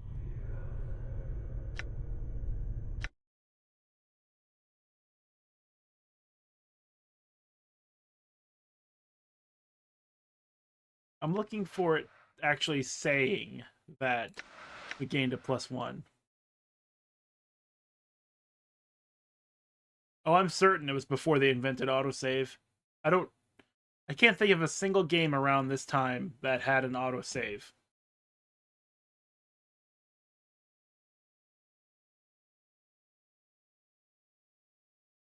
I'm pretty sure we may do with quick saves and quick loads. Like Doom, for example, if you died, you would start over at the beginning of the level you died in with a pistol and 50 bullets. Because it did not save your progress. Well, that is the only difference I see. We have a bonus +1 to our health. So I'm going to guess that's what happened. Let's talk. Isn't there a dialogue window? Yeah, it doesn't say what it gave us here either. How to play. Quick loot? Oh, right. I remember quick loot. Toggle AI, don't need that. Lock view on character, cool. Oh, so it'd be like... All right. Yeah, look at that. I actually do kind of like that. A little jittery, but it works.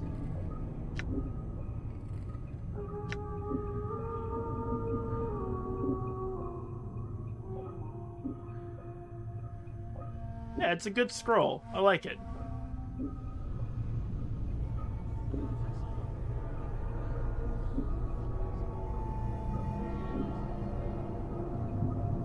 Did we check everywhere else? I don't remember. That one's locked, and there's a door down south, but it's also locked. What about this door? We'll need a key. We're gonna go upstairs then. All right. All right. What's this? A charcoal charm. 50% resistance to fire, 25% resistance to magical fire. This piece of charcoal is a charred bone fragment of some creature, perhaps a finger bone or a talon. Various symbols have been scratched onto its surface. The scratchings are so faint you almost miss them. This charcoal charm temporarily protects the user against flames and extreme heat. To use the charm, the charred bone is snapped and both halves are ground to powder. Then the charcoal dust is rubbed over the heart of the user. I'm 100% sure I never once used that in any playthrough attempts of this game ever in my life. As those who were there watching me play Baldur's Gate 1 and 2 will know very well that I don't use potions because I'm an idiot. Junk. We'll take the junk. Put it right in our trunk.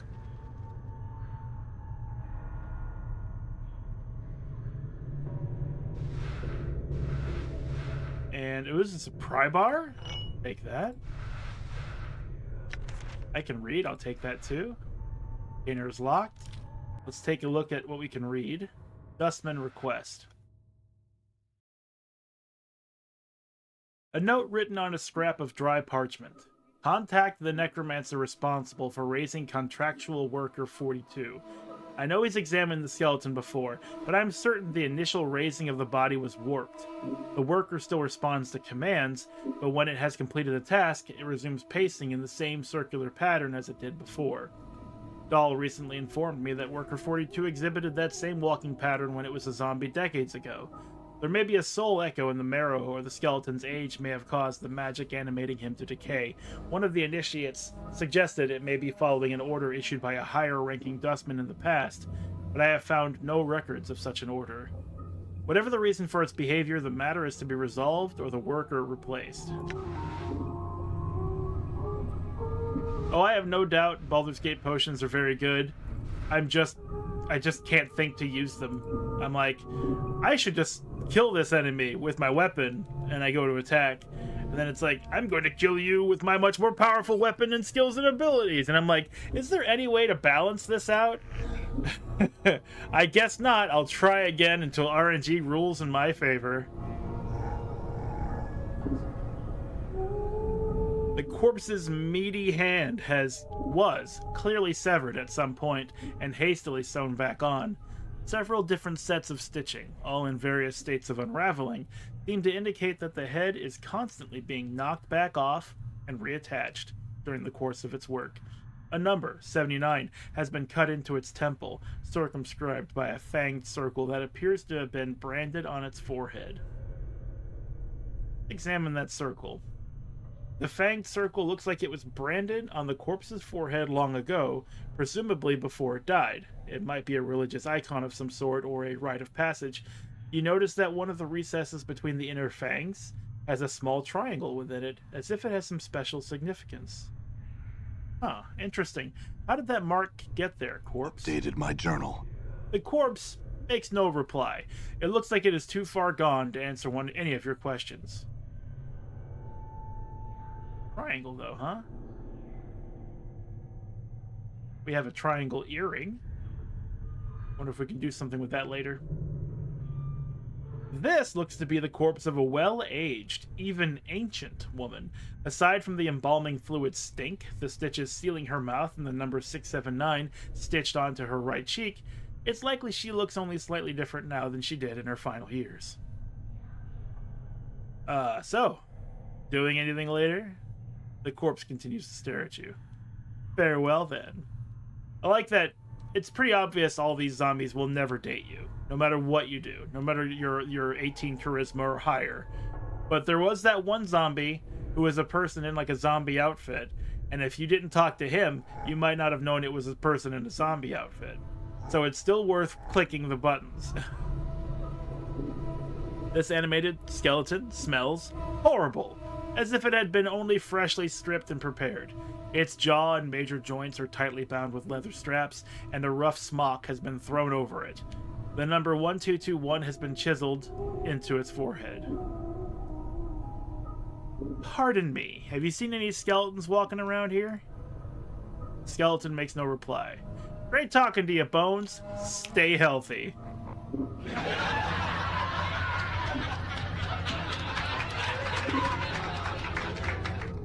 Huh, wonder if this Greybeard would mind if I borrowed his body. I don't think he's in any position to object. Mort studies the skeleton for a moment, then shakes his head. Nah, I'd need a fresher one than this, and something with a little more dignity. This one's all creaky and fractured. And you're not? Oh, you're a sack full of laughs, Mort glares at you. Besides, you're the one to talk, Burke. Mirrors beg for mercy when you're around. Oh yeah? At least I have all my parts. You're not quite... Oh, sorry. Mort snorts. You're not quite sure how he managed it without lungs. Let me tell you, Mort. There's nothing more satisfying than walking around, swinging your arms, breathing the crisp air through the lungs. It's great to have a body. I'll have you know that helping you escape the preparation room has now been added to my growing list of regrets. Mort snorts again. I should have let you rot. Some more, that is. Glad you feel that way. Let's go.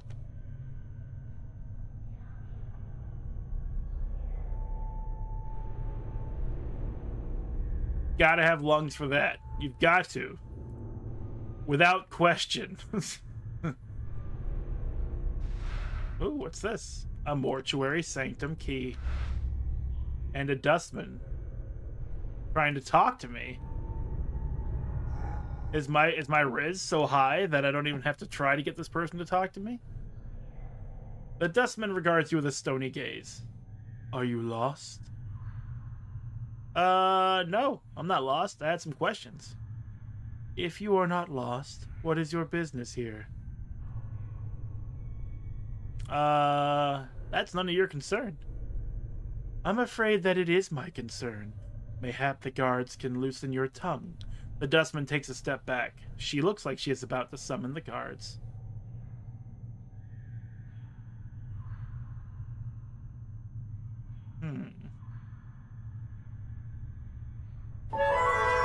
It's time for another good idea, bad idea.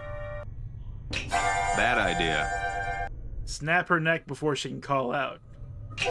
Good idea. Summon them then. I'd like to meet them.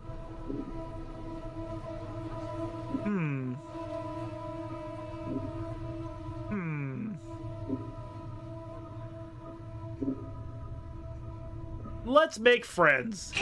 Good idea. Summon them then. I'd like to meet them. Oh, it's like that, is it? Well, I found this, like, meaty arm, and I'm gonna hit you with it now.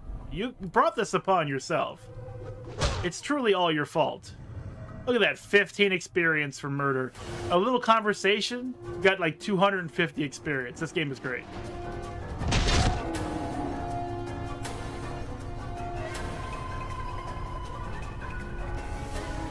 Done. Anyone else? All of you? It's like that?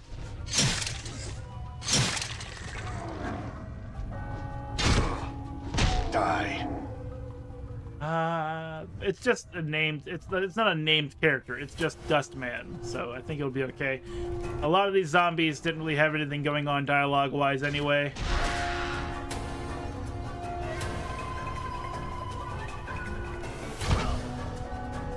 Can you imagine dying to a flying skull, like, hitting you in the head with, what, its teeth? Does it just, like, bite on your head? And what's this? 1 to 6 crushing wooden club, speed 4, weight 3. Versus our 1 to 6 crushing corpse limb, speed 4, weight 3. And some Dustman robes. Disguises the user as a Dustman. Hey! These frayed robes are commonly worn by members of the Dustman faction.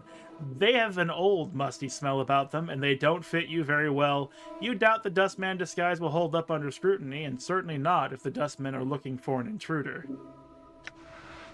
But we have to try. We have to try.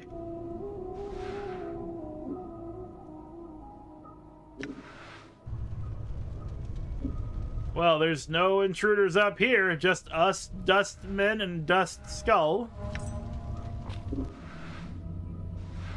Needle and thread heals 6 hit points. This is a spool of thread and a small bone needle. They look like they were used for stitching up wounds in living or dead bodies.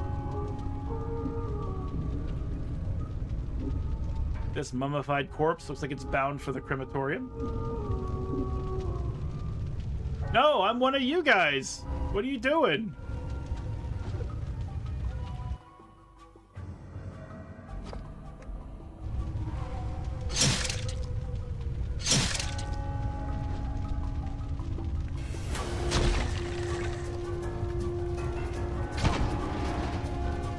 I mean, they're asking for it. Standing up here, doing absolutely nothing. It's really all their fault that we have to fight them at this point.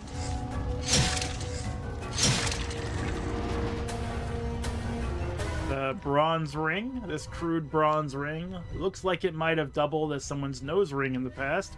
Despite the dents and scratches, it might be worth a few coins to a local merchant.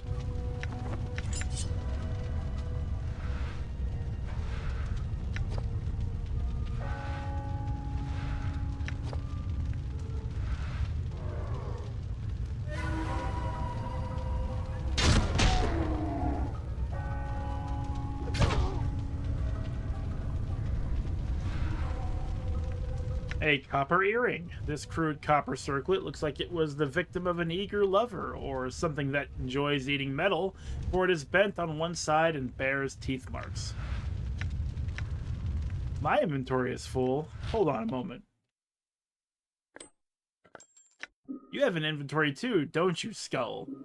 Let me just put some things in your head here. Let me just move this. Oh, this stays with me. You can hold on to these papers. I would love to see how you attack people with a whole bunch, like a mouthful of items. Like some journal papers, a pry bar, a scalpel, some embalming fluid, all balanced precariously in your mouth, and then you're trying to bite people as well.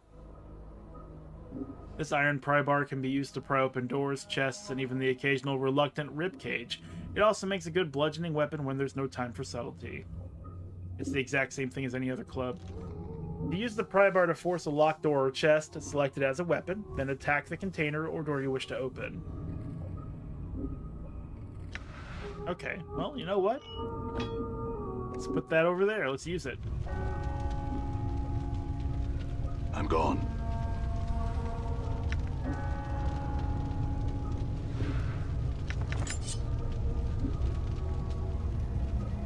This mummified corpse looks like it was bound for the crematorium.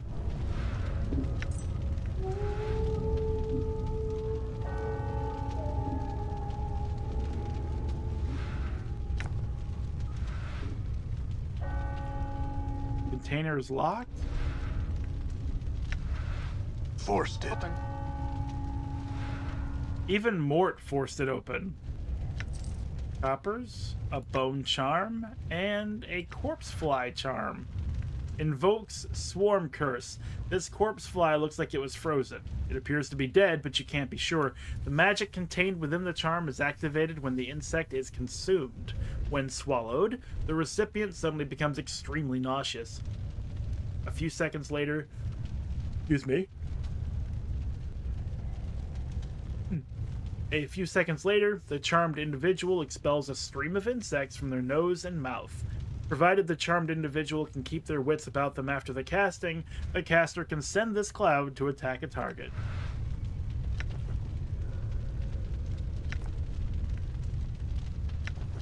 Honestly, these Dustman robes are probably not worth carrying around, especially since it doesn't seem to matter if I'm disguised or not now. Clot Charm. Special, heals 9 hit points. 5% resistance to slashing and 10% resistance to piercing. This glistening blood drop is as hard and smooth as a pearl. When placed on the tongue, it dissolves instantly and spreads through the user's bloodstream. The charm stimulates the user's nanomachines, I mean blood, into clotting and scabbing over existing wounds, healing any minor damage the user may have suffered before consuming the charm. Furthermore, as long as the charm is in effect, the player's blood becomes more aware of new wounds that occur, especially any attacks that draw blood. The charmed individual becomes more resistant to slashing and piercing attacks, as their blood clots and scabs over the wound as soon as the flesh is torn. These are cool. I do remember using these. Like, they're basically like a Cure Light Wounds healing spell, but cooler. Mortuary task list. Someone has penned a series of tasks in red ink on this scrap of parchment. I would like the contracted workers to be inspected thrice daily. Excuse me. Ugh. I might have to get some coffee soon. Trying to, like, wean myself away.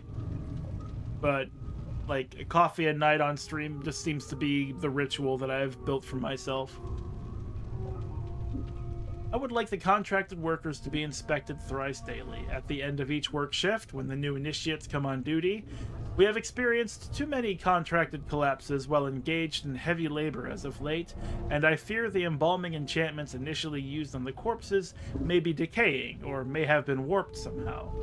If the contracted workers could be inspected every 8 hours and raised if they have collapsed, then this would prevent the backlog of shells in the preparation rooms and free up more contracted workers for other duties. I do not wish collapsed bodies to be disposed of. When possible, the original contracted shells are to be raised and be made to resume their duties. I have included spare embalming charms within the shelves for the initiates on duty. They are to be used only when the shells cannot be repaired with stitching, bandaging, or applications of embalming fluid. Embalming charm, lesser. Recharges. Usable on myself or the skull. This strange metal bracelet has directions inscribed on the side of it. Judging from the crude text, it appears that the bracelet works by being held by a living creature, then while pronouncing a mantra to the true death, it is touched to the forehead of a zombie or skeleton. When this is done, the minor enchantment held within the item spreads to the corpse, strengthening their bones, killing traces of corpse rot and or grave mold, and helping to seal minor tears in the skin.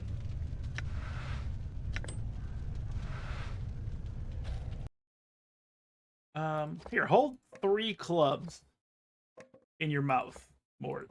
Thank you.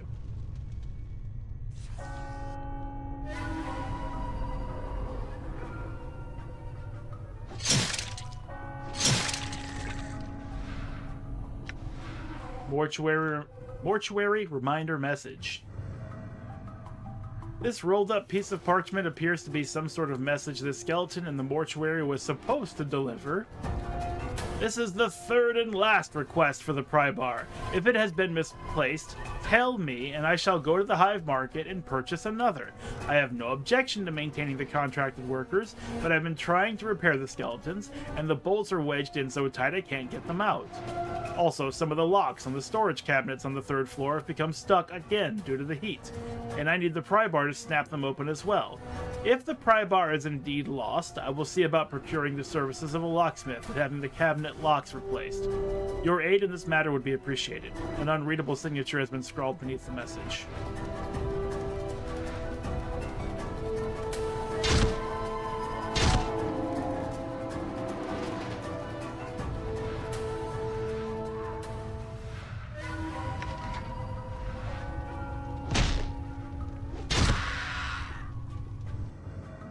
Put my junk in Mort's mouth.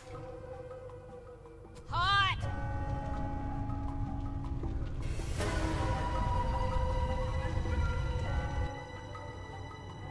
crematorium, northern storage room, stairs down to 2nd level. We haven't been over here yet.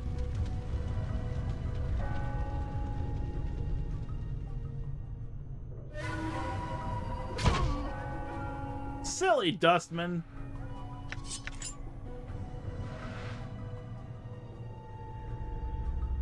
I will fight this lunatic running through the crematorium with blood all over his pry bar. Hey, isn't that the pry bar we were looking? Ah!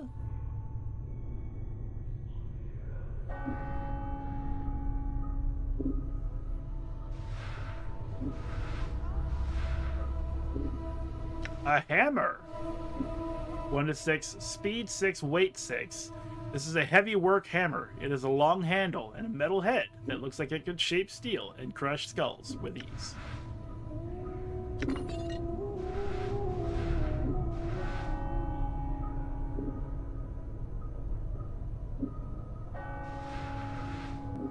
Take a look what else we got. We have this bone charm. +2 to armor class. +2 to armor class versus crushing attacks. Plus 15% resistance to crushing attacks.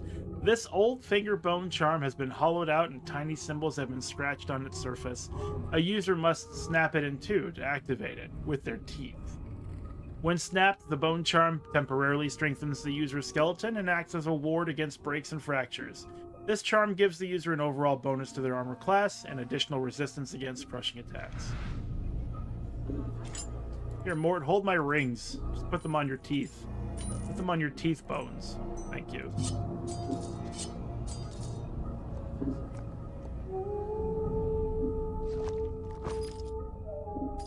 Makes Mort look like a pirate.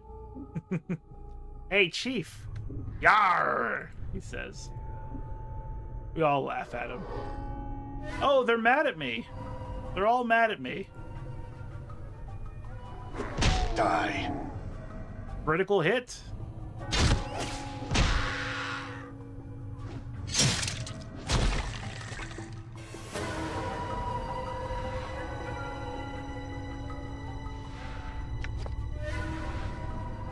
I think Mort's gonna be real mad, considering how many of these female zombies we've destroyed.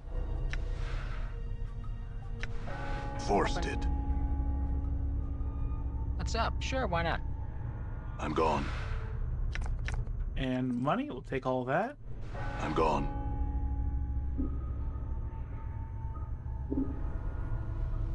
Yeah, he very specifically said for us not to kill the women. That we're locked up in here with them. We have a great chance to be with them. Get to warm up with them at night in a coffin. The air roaring from the mouth of this immense furnace is incredibly hot. Walking even a few steps past the archway would certainly cause your hair and flesh to burst into flame. Hey. Hey. You think it works? Let's save over. Let's get a new save. This is Violet Pepperoni. Because we are violent now. We were not violent before. But, you know, things have changed. A lot can happen in a few minutes. And we became violent. But I want to know, can we die in here?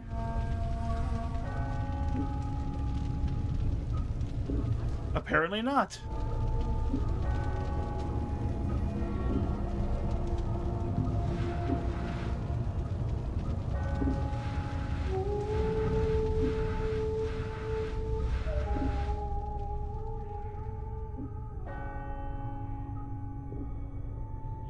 Just doing one more lap. Take a look at everything before we go back downstairs. Storage, stairs, forum, northern storage.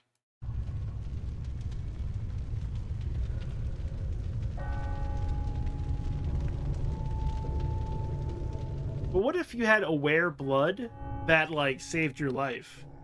Like, the aware blood does its own blood tests. It knows where like diseases are growing. Hey Nagaratep, I'm your blood, and shit ain't so good right now. You should probably go to a doctor. Wouldn't that be great?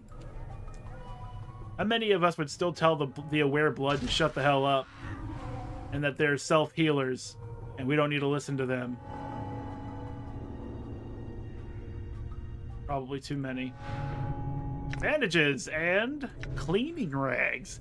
This damp mass of rags looks like it's been used to mop up blood and other less savory bodily fluids.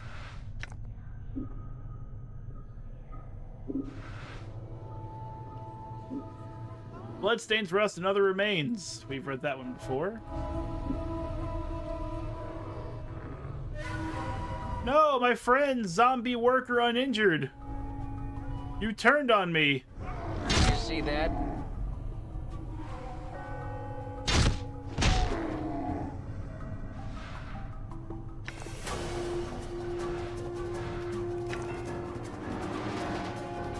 Remember, we're wise and strong, but we are not smart. We do not know what we're doing.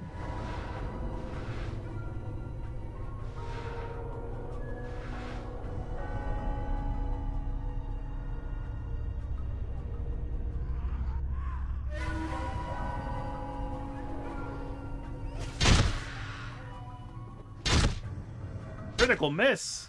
Unacceptable.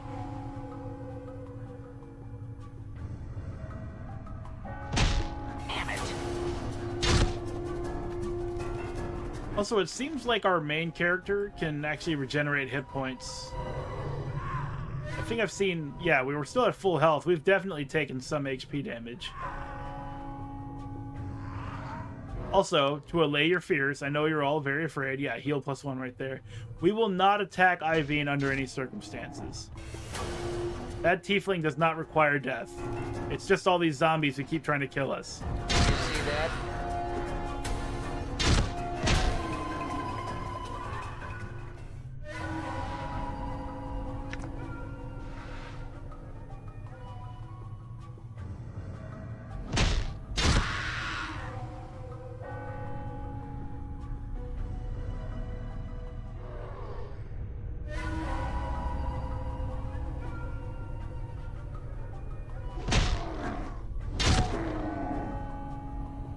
You know what? I think that's the sound of a pinky demon dying in Doom.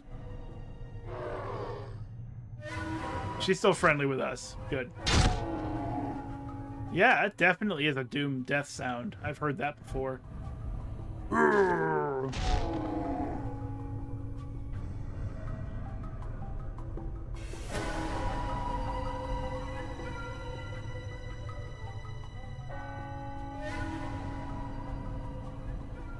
You see the false zombie. You're amazed at the man's disguise. His breathing is so subdued you can barely see it. Greetings. The zombie glances around to see if anyone is watching, then makes a shooing motion and hisses at you. Go away! Get! No, I had some questions for you first. What do you want to know? Where was that portal you mentioned again? Listen, remember, the zombie sounds angry. Arch, first floor, northwest room. He holds up his index finger and bends it. You need finger bone. Bent. You got a secret crypt. Escape route. You can rest there. Ah, Arch, first floor, northwest room. Opens with a crooked finger bone. Alright, I got it this time. We haven't gone to the first floor yet, I don't think. We have the key now.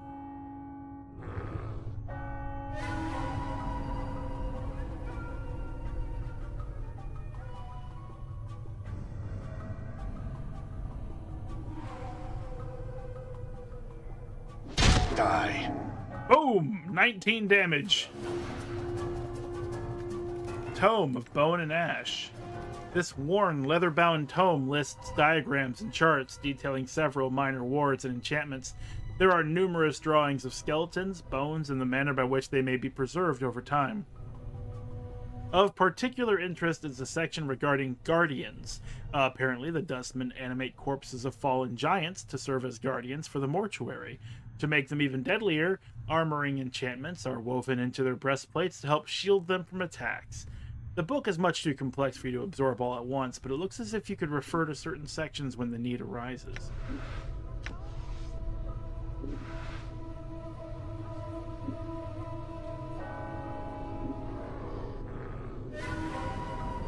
Oh, you know what? It's 9 o'clock. We're going to take a short break and we'll be right back. Actually, no, this is the break where I'll definitely be walking the dog, so it'll be a tenner for sure. But we shall return soon.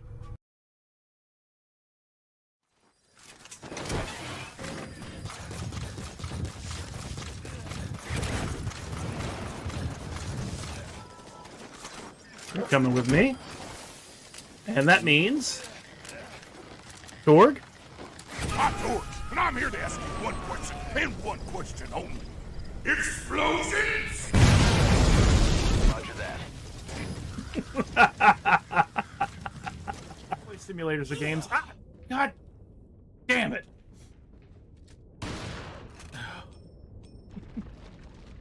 I did not even see his ass. I'm gonna eat his fucking egg. It's my egg now. I'm gonna put it in my body. To alert status. Understood. That's another one over there. Heightened alert. Hello. And hello. There's 5 scouts in this room. The other 3 should go to sleep soon. HQ, come in. This is HQ. This is patrol. I'll clear. A thing? You want to do the thing where we blow shit up? Yeah, baby, yeah! I'm the mad bomber. What bombs at midnight? Like, where did it go? It fell. It fell down there somewhere. You know what? This will be fine.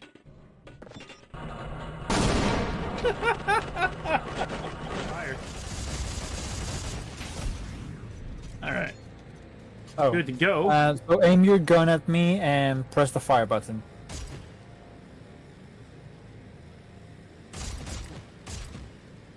You want to die?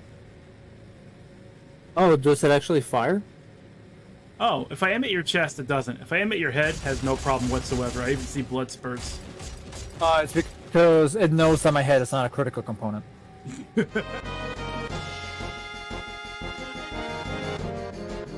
Yeah, the minimum required bit usage for it is just 1 bit. Like, I want people to just use it and have fun. Boys have a penis and girls have a vagina. You have passed your biology class. Bill of sale?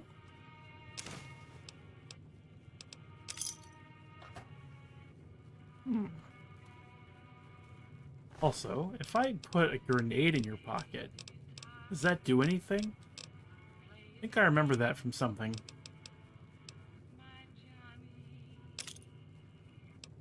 It's live! Holy shit! I'm not gonna leave here just yet. I want to go this way.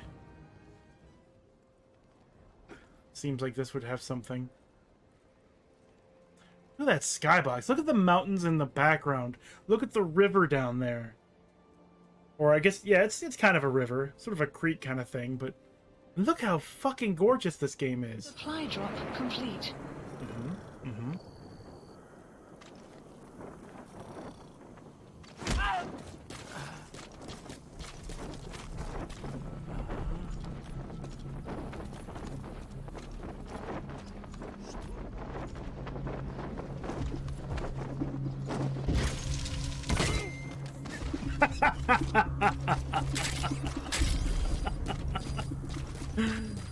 Perfect. I threw a grenade at one, and instead of standing there like an idiot like they do in Quake 2 and Quake 1 and all that, they actually ran away. And the grenade exploded harmlessly. Like, I couldn't believe seeing that. I was just amazed. I was like, oh no, they aren't stupid at all.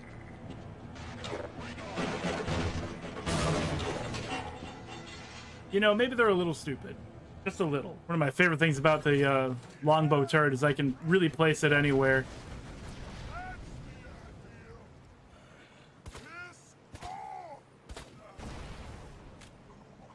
Oh no! No! No! Not like this! Yeah, that's right, bitch! Yeah, that's right! That's right! Shivering satisfaction. And you can... You will have a nice day.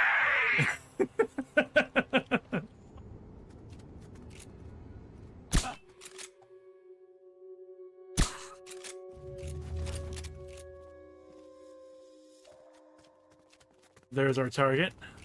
What was... I think I see something. I think I see a whole ass man standing there with a gun pointed at me, but I'm not sure yet.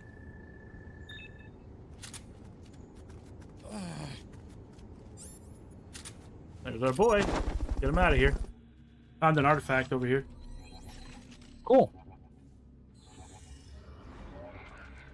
Excerpt from SCAF Legionary Handbook, Surviving Sub-Zero Temperatures. You are required to wear the Arctic survival suit when exiting the compound, no matter how small the duration. Zero tolerance, no exceptions. Do not use suits with obvious worn seams, tears, or loose seals from inside the helmet. Turn these into requisitions immediately. A hole, however small. See him.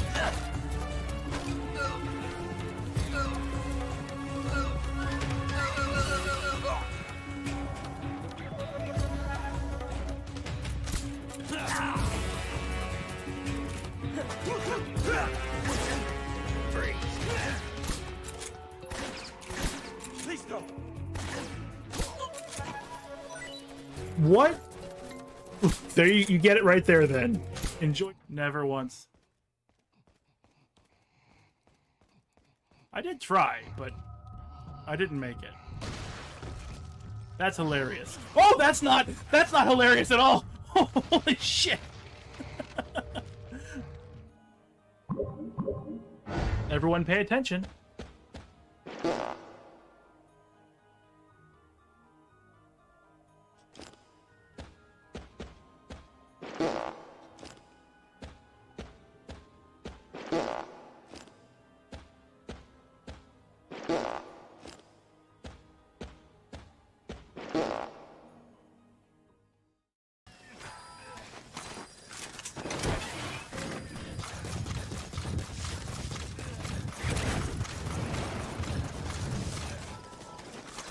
You're coming with me.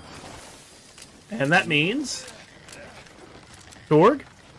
I'm Torg, and I'm here to ask you one question, and one question only. Explosions! Roger that. Play simulators of games. Ah, God damn it.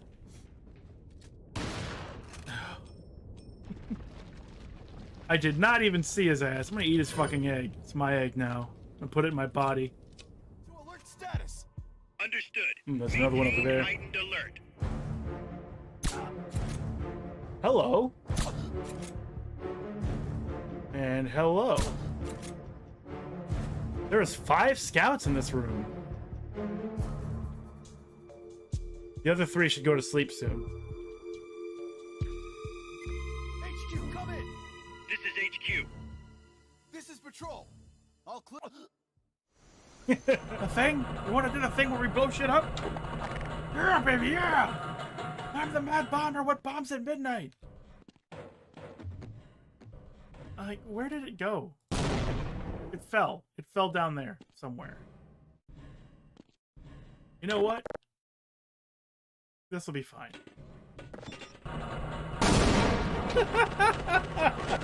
Fired. All right. Oh. Good to go. So aim your gun at me and press the fire button.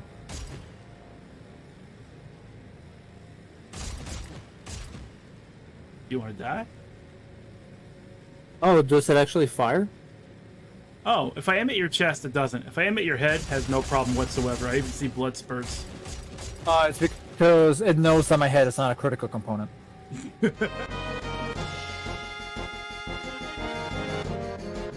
Yeah, the minimum required bit usage for it is just 1 bit. Like, I want people to just use it and have fun. Boys have a penis and girls have a vagina. You have passed your biology class. Bill of sale?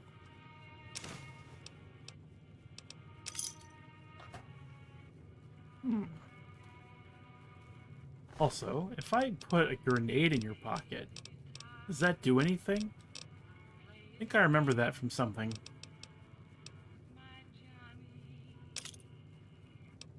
It's live! Holy shit!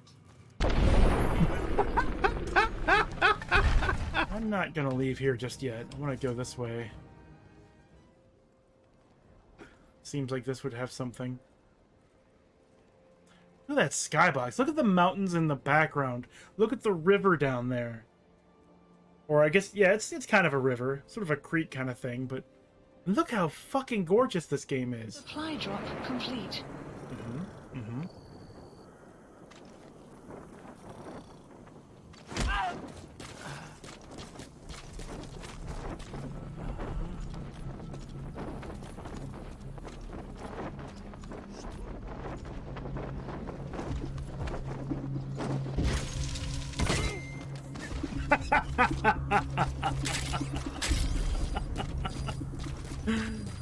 Perfect. I threw a grenade at one, and instead of standing there like an idiot, like they do in Quake 2 and Quake 1 and all that, they actually ran away, and the grenade exploded harmlessly. Like, I couldn't believe seeing that. I was just amazed. I was like, oh no, they aren't stupid at all.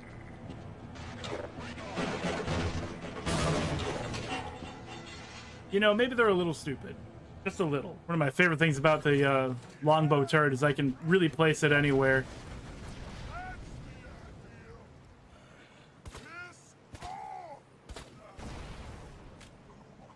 Oh no! No! No! Not like this! Yeah, that's right, bitch! Yeah, that's right! That's right! Shivering satisfaction. And you can... You will have a nice day.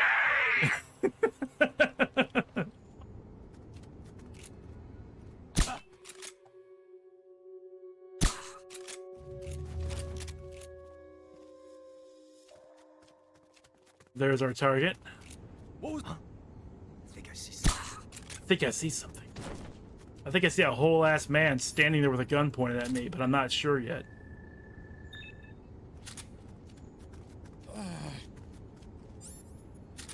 There's our boy. Get him out of here. Found an artifact over here. Cool. Excerpt from SCAF Legionary Handbook, Surviving Sub-Zero Temperatures.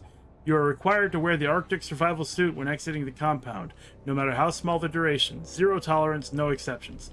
Do not use suits with obvious worn seams, tears, or loose seals from inside the helmet. Turn these into requisitions immediately. A hole, however small. See him.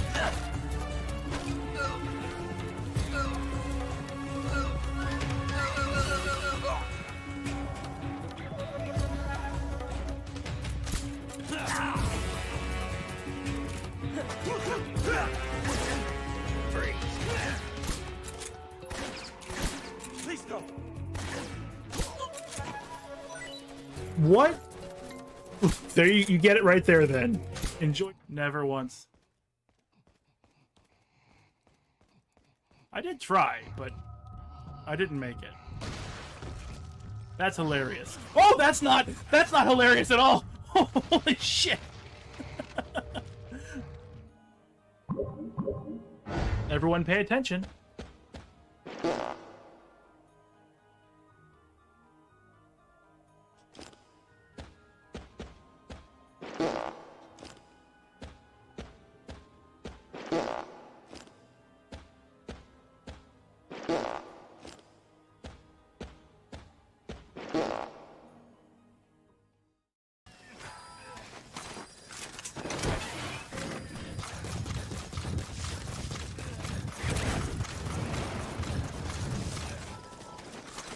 You're coming with me.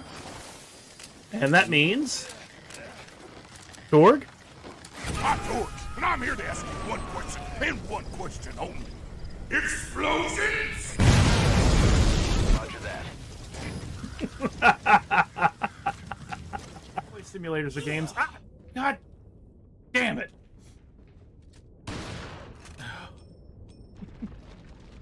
I did not even see his ass. I'm gonna eat his fucking egg. It's my egg now. I'm gonna put it in my body. To alert status. Understood. That's another one over there. Heightened alert. Hello. And hello. There's 5 scouts in this room. The other 3 should go to sleep soon.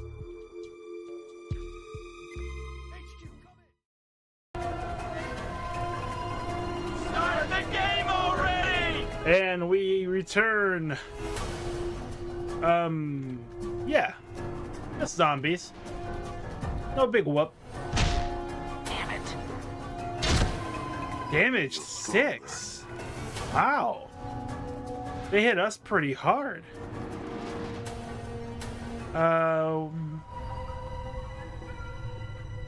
This is a 1-3 slashing 2/1. This is a 1-3 slashing 2/1 fragile breakable. This is a small rusty dagger. Its blade is chipped and the hilt is loose. It doesn't look like it will stand up to repeated use without breaking. Why would we take this with us then? We have tried making out with the zombies, actually. We gave it one shot because at first it was like, yeah, these hotties here, you know, you want to bed down with one of them. It's the, you know, the best thing we got going for us. And I was like, all right, hey, hi. And of course the zombies are like, which didn't seem like favorable one way or the other. But we have leveled up. You remember what it's like to level up? Fighter level 3 takes 8,000 experience to level up at a level 3? 8,000 experience?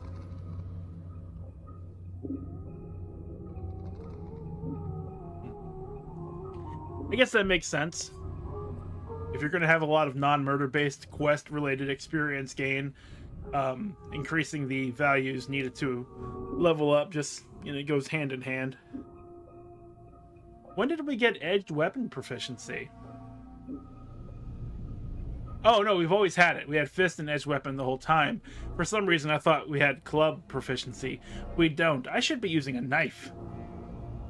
Let's level up. Nameless one. Fighter.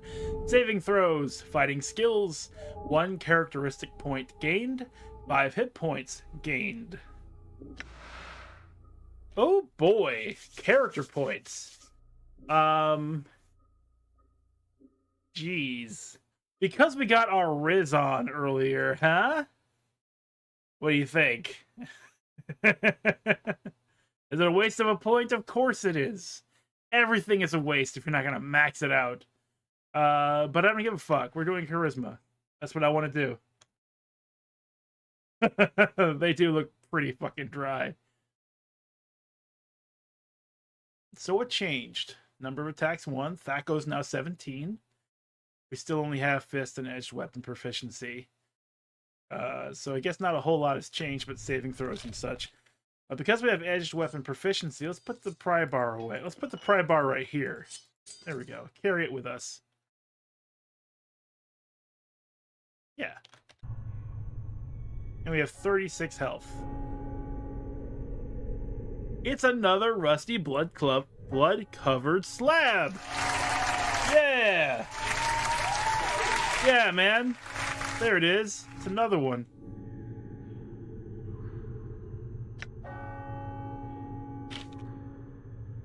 Alright, so we came from here, went north, killed that zombie.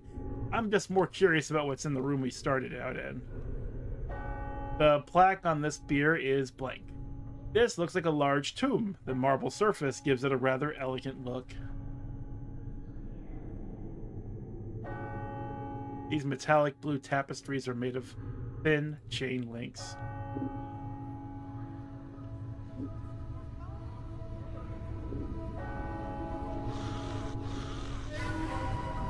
We got some bad news bears coming over here. We're both fighters. I'm using a knife. I have proficiency in knife. One at a time would be better, though. Yeah, Mort, good as you lead. You're the tank. All right. Did you see that?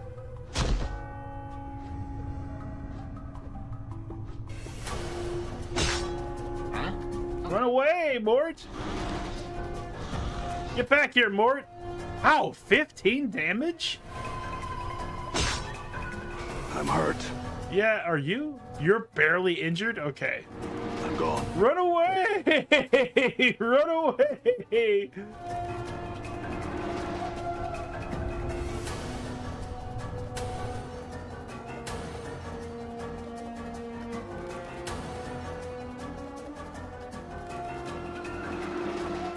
I need to keep the bone charm.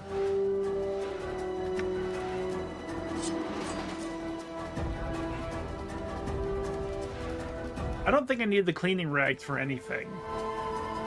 Hold on to these cleaning rags for me. Bandages. Heals 3 hit points. Put that right up there.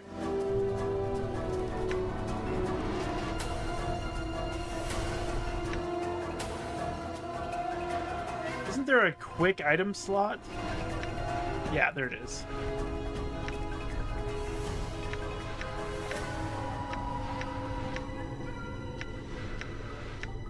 Imagine bandaging. Imagine using a bandage on Mort. Just, like, wrapping it around his skull head. Hey, Chief, you think this will really help me? Yeah, definitely. Done. Alright, we're not going to worry about those big skeletons. Let's go back to these guys. They're easy to kill.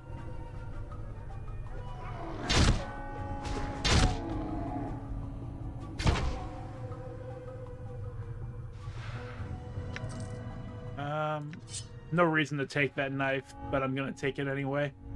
This is a heavy barred gate of rusted steel. There doesn't appear to be any way of opening it. There is an odd symbol on this plaque. It looks like a screaming skull with sharp blades protruding from its sides. Heavy metal pipes run from the floor into the wall.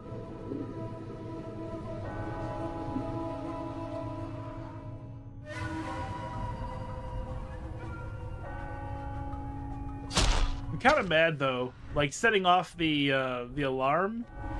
I don't get all the cool zombie dialogue. Another rusty blood-covered slab.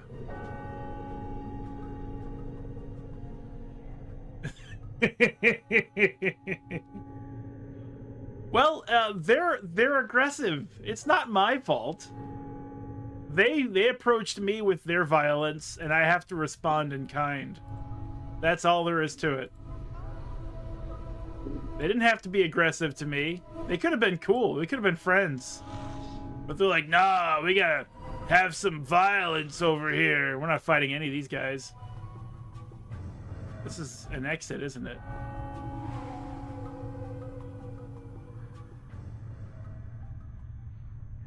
It's nice that just getting out of the...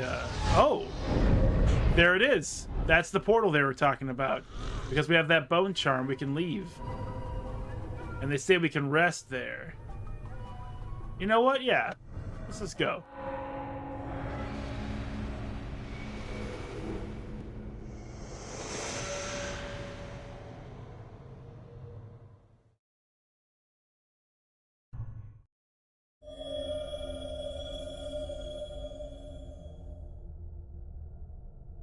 Alright, are we cool now? Is everyone alright? Gonna leave us alone?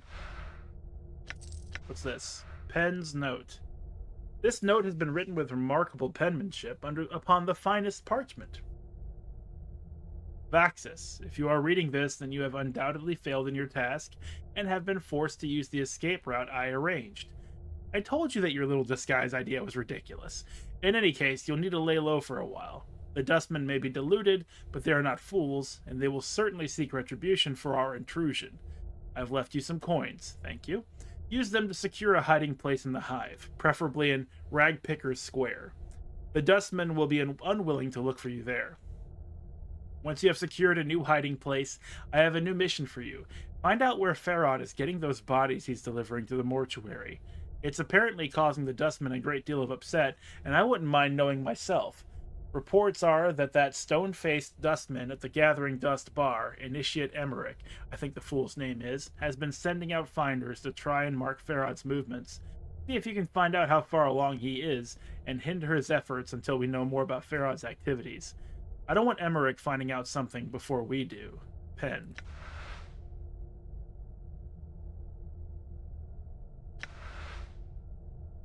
Rest.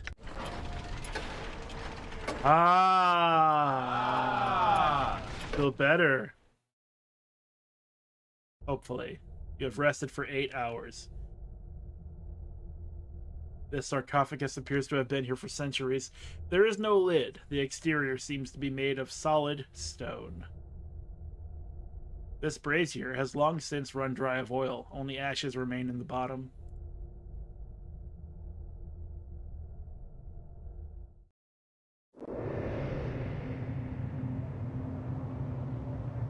Welcome to Sigil.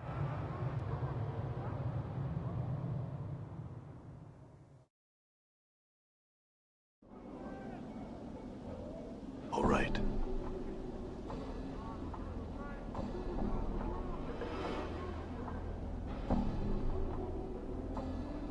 Hive thug. This thug wears a dark scowl like some grotesque mask.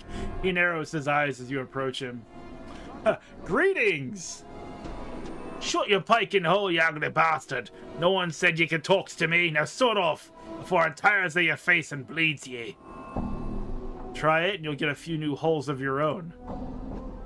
Oh, I was going to try to kill this guy anyway, just for the fun of it. Let's see how it goes.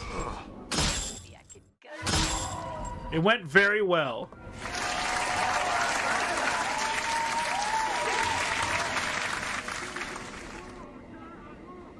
This seedy-looking thug reeks of trouble. Greetings! After I pull my dagger out of your buddy here, the man looks you over and spits at your feet. Whoa, you looking for a fight, are you? Yeah. Are you ready? Love it. Let's just go.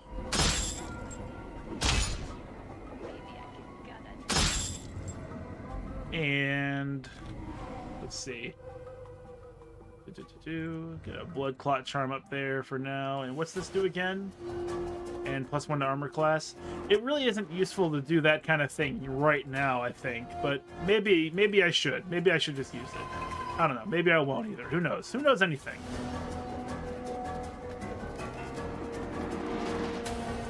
Oh, these Burks are chicken-hearted.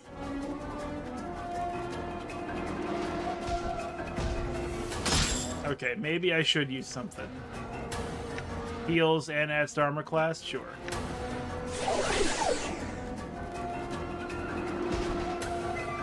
He's over here hitting on us while we're hitting on these dudes. Despicable. Hey, hold still! I can't kill you if you're running away! Stop! Thank you. Thank you! I'm gone. Let me have that ring of yours. Now for your buddy.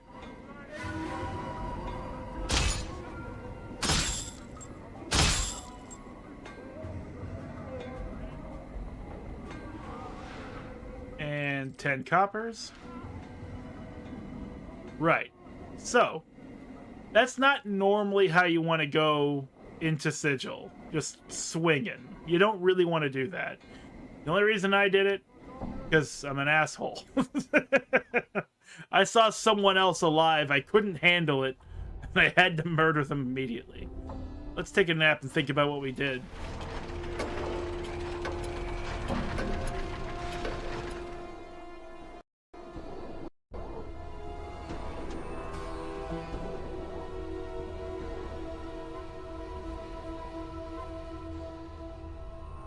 Your name is the Nameless One. Are you really nameless? Yes. The answer is yes. I leave it up to you to figure it out. All right. The answer is simply yes. But yeah, these hive dwellers are mean. Just goes to show you, this is kind of like a Wild West situation as far as culture goes. Life means very little here. I'm not out to kill everyone. This isn't to kill every person playthrough. A huge monument. There is no name or plaque identifying what it is honoring. And see, I didn't even do anything. And this hive thug just went and became, like, hostile to me. So, really, whose fault is it? Yeah, run away. Run away from my floating skull friend. You can't do it, can you? Like, literally, the skull has no lungs, or a respiratory system, or cardiovascular system, or really any system to speak of except for a murder system. You can't outrun the skull. It'll find you. It'll find you in your sleep, when you finally lay down to rest at night. There. And then it will be like all over your face while you're in your pillow. Truly horrifying. Long time, Anna. Been a long time since I've seen you. Pike off. I'm sorry. Pike off! You see a striking red-haired girl dressed in leather armor. Her right arm is covered with a series of interlocking plates that look as if they were taken from the skin of some creature, and a horned shoulder piece protects her left arm. Oddly enough, she has a tail that is flicking back and forth as you watch. Pike off! Greetings. The girl ignores you. Who are you? The girl sneers, then makes an obscene gesture with her tail. Pike off, you clueless sod. Hey, easy, I just had some questions. Hey, and what is it you want? You know you got a tail? Do I now? The girl looks at her tail. So I do. And here I was thinking that it was a trick of me eye. My aren't you a sharp cutter? She bares her teeth. Why don't you piss off to whatever hole you crawled out of and leave me be? Me nor me tail is for trade, jig? Like, alright, I was just curious. It's just as well neither you nor your tail are for sale. You couldn't squeak out a living with him anyway, says Mort. What are you about, you blighter? Say it again! He said you couldn't make a living selling yourself. Oh, aye. It's good I sell corpses then, aye. You look ready for the dustman's furnace, skull. It's so prickly. We barely met. We're just throwing daggers at each other. I had some other questions. Aye, and what is it you want? Can you tell me where I am? Since we're friends now?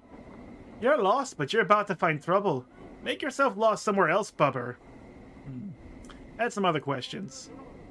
I'm looking for someone named Farad. Do you know where I can find him?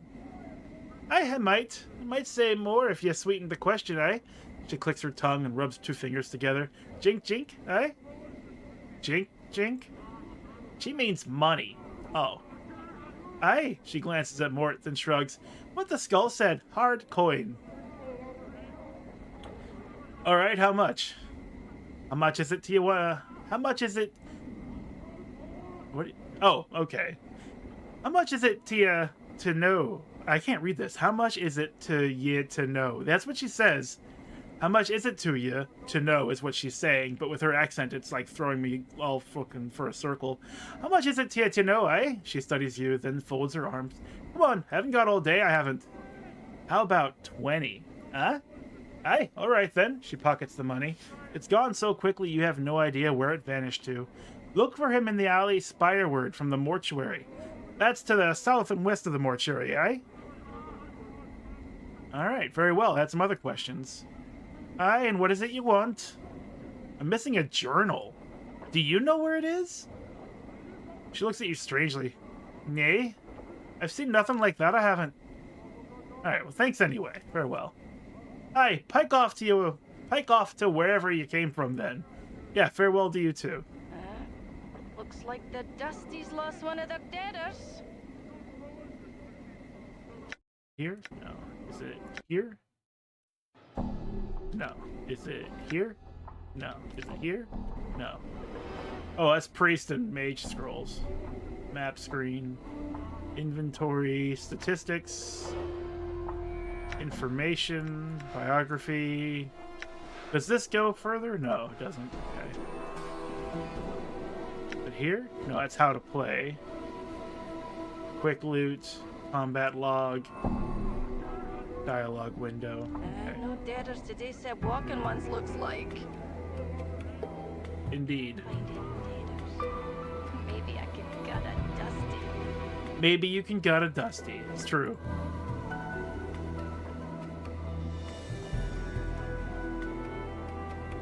So she sits there, stands there, looking for people who are dead or about to die, so she can drag them off to the dustman for the 3 coppers that she'll get from it. It's a living. It's a living.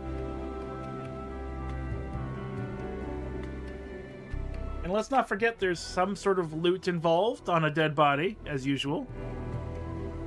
You see a somber, pale-faced dustman in black robes. He doesn't appear to notice you. Hi! He turns slowly to face you. Yes? I had some questions. He folds his arms into his robes and waits. Do you know where I can find someone named Farad? Dated my journal. Farad is a collector. The man studies you for a moment. If you would wish to know more of him, I am told that Initiate Emmerich in the Gathering Dust Bar also seeks him. It may be that he can help you. Well, where is the Gathering Dust Bar? As one leaves the mortuary front gate, head south and west. It lies past the memorial. Very well, I'll seek it out then.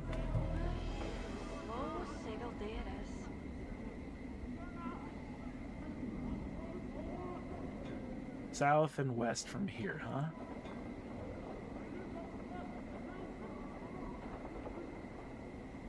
What's a frightened hive dweller have to say? You see a man in tattered clothing. As you approach him, he suddenly stops and begins to look around. Frightened. You there! Hold a moment! The man looks startled and takes a step back. What you be wanting, Cutter? His voice is shaky, and he seems taken aback by your scars. I have nothing on me, so as I don't, and my rags are not worth the trouble. Run, and I promise you won't get far. I had some questions. He keeps a safe distance, and his eyes dart from side to side as if expecting something to step out of the shadows.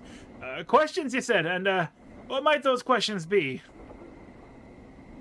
I'm missing a journal. Have you seen one? You're missing a what? He looks confused. No idea where you'd find such a thing, Cutter. That's some other questions. You know someone named Farad. Name's not one I know, Cutter. Who's he? He's a collector, I think. He thinks, well, then he most likely has his kip in Ragpicker Square then. You might want to look there. During the day, that is. Not a nice place at night. As I think that's why we got attacked by the hive thug. It was nighttime. And where is this Ragpicker Square located?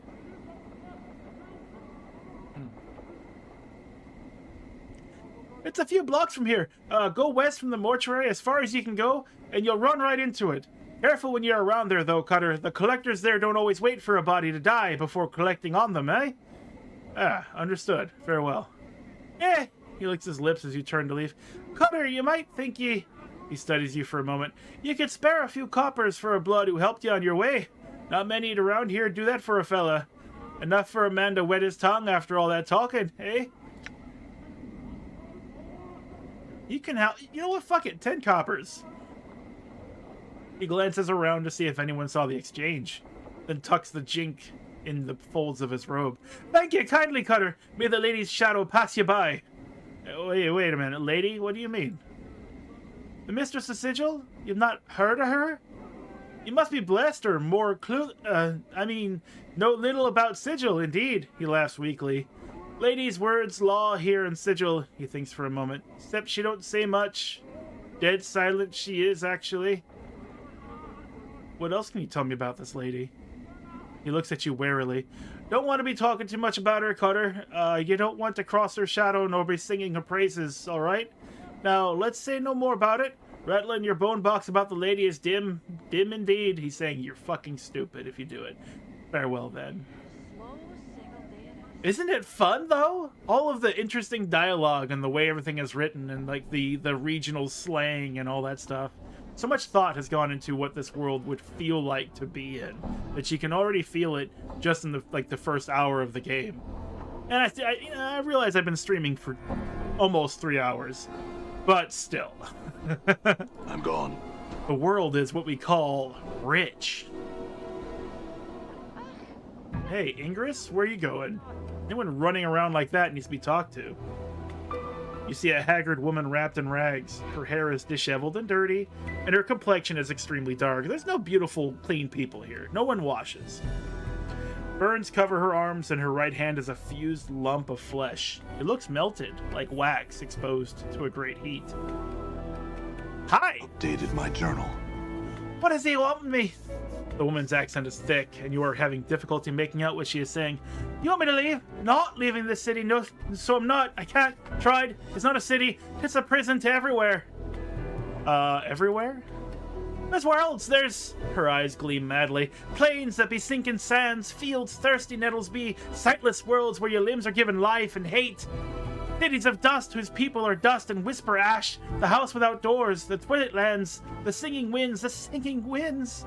She starts to sob quietly, but she seems all out of tears. And shadows, what terrible shadows there be. Where are these places? Where's some places? She flings the lump of her right hand in an arc, gesturing at the cityscape. There's all here be! Doors, doors, here to everywhere. Explain doors, the concept, to me. You're not knowing this? She squints at you, and her teeth start chattering. Tell you I will. You aware every space you walk through or touch in this thrice-cursed city. Doors, gates, arches, windows, picture frames, the open mouth of a statue, the spaces between shelves. Beware any space bounded on all sides. All these are doors to other places. God damn it, what are you talking about? Every door has a key, it does, and with this key, they show their true nature. An arch becomes a portal, a picture frame becomes a portal, a window becomes a portal, all eager to take you someplace else. They steal you away. She raises her lump of her right hand. And sometimes what's on the other side takes part of you as a tithe. What are these keys? Riders on the storm. Do, do, do, do. The keys number as many as the doors of this city. Every door, a key. Every key, a door. Her teeth start chattering again as if she is cold. And a key is anything. It may be an emotion, an iron nail held between your second and fifth fingers, a thought 3 times, then thought once in reverse, or it may be a glass rose. And these are all keys that open these doors? Updated my journal. Yes! Her teeth start chattering and she clenches her mouth closed and squints her eyes. Yes! Can't leave! Can't leave! Well, then how the hell did you get here? Updated my journal. She seems to calm slightly and her eyes take on a 1,000-league stare. Came from a place else from here, almost a life ago. Hummed a tune by a glade with 2 dead trees that had fallen together. A brilliant door opened in the space between the crossed trees, showed me the city, and on the other side, I stepped through, ended here. Why can't you go back? Tried! She tries to sob again, but no tears come. Tried! All doors here lead to other places. She shudders and grips her melted right hand. Went through thrice 10 portals, some of purpose, some accident, none of them right. Can't find way back. There must be a portal that can take you back. Can't even leave here, this square, and there, the place of death. Behind the gate waits for me. She points at the mortuary behind the gate, then turns back to you, her face desperate. Can't go anywhere in this city. You can't go anywhere? What do you mean? We've already... This is... Wait, no. Anything could be a door. Any arch there, any door here could be a portal. Don't know the key? Could get us sent to another horrible place? Her teeth start chattering again. Got to stay away from the closed spaces. All could be doors. Could have a key on me and I not be knowing it. You're afraid to go through any door or arch because it might be a portal? She nods, her teeth chattering. How long have you been afraid of this? Since the last time I walked through the last portal, the place where my hand... She stops. Since my 10th turning?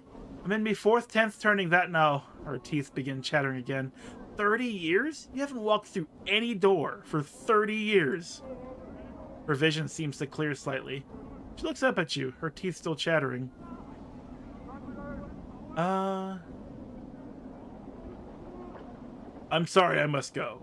I have to return some videotapes. If you got here, there must be a portal that can take you back. It's only a matter of finding it. She smiles. Her teeth aren't chattering because she is cold. They are moving around inside her mouth, her gums twisting as the teeth shift about. They rise and recede as you watch, chattering as they rattle against each other. What? She hisses at you. Only takes one portal you steps through accident to drive the fear into you. I went through thrice 10, lost my hand, burned my flesh, lost my sense. She looks at her feet. No more. I'm sorry. If I can find some means to help you, I will. Farewell. Dated my journal. Looks like the Dusties lost one of their deaders. That was a ride. That was a fun little ride. I enjoyed reading all of that, actually. Aye, slow sigil deaders. Hey, post.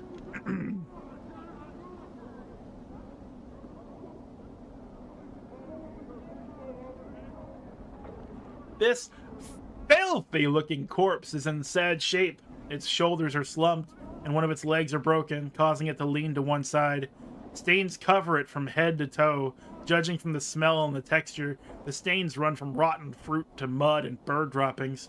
To add to the indignity, graffiti has been carved into its body, and several notices have been nailed into its chest, back, and head. I thought I was in bad shape. Don't all those nails hurt? The corpse makes no response. Well, let's take an examination of the corpse. Despite the many stitches, the corpse's rotting skin is peeling in several places, revealing long stretches of muscle and bone. You'd guess that this zombie is frequently used as target practice. The fruit and mud stains aside, some of the tears in some of the tears in the skin still have rocks and bits of glass lodged in them. One wicked-looking cobblestone is still embedded in the side of its head. That's my stone. Try out the cobblestone. You grab a hold of the cobblestone and pull it out of the corpse's head. Traces of brain matter and rotting flesh slowly drip from it. It looks like whatever was in its head turned to ooze long ago. Examine the graffiti and notices. A number of the leaflets have been ruined by rain, but some of them are still legible. One tacked to his back is from something called the Office of Vermin and Disease Control. The one on his forehead looks like a bill of fare for a restaurant. One on his chest looks like an official notice, and another appears to be some sort of want ad. Look at the post for Office of Vermin and Disease Nuts Control. I'll laugh if you won't. I got a button, damn it.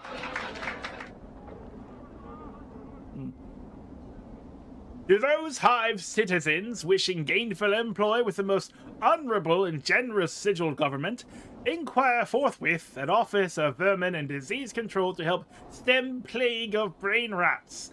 Bounties paid. Copper given for each rat tail brought. Tails must be genuine and from rat only. No cat, dog, or fiend tail accepted.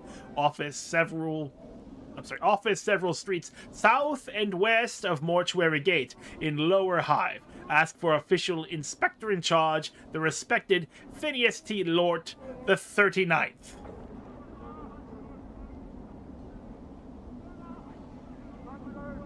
What else? Oh, there's a bill of fare?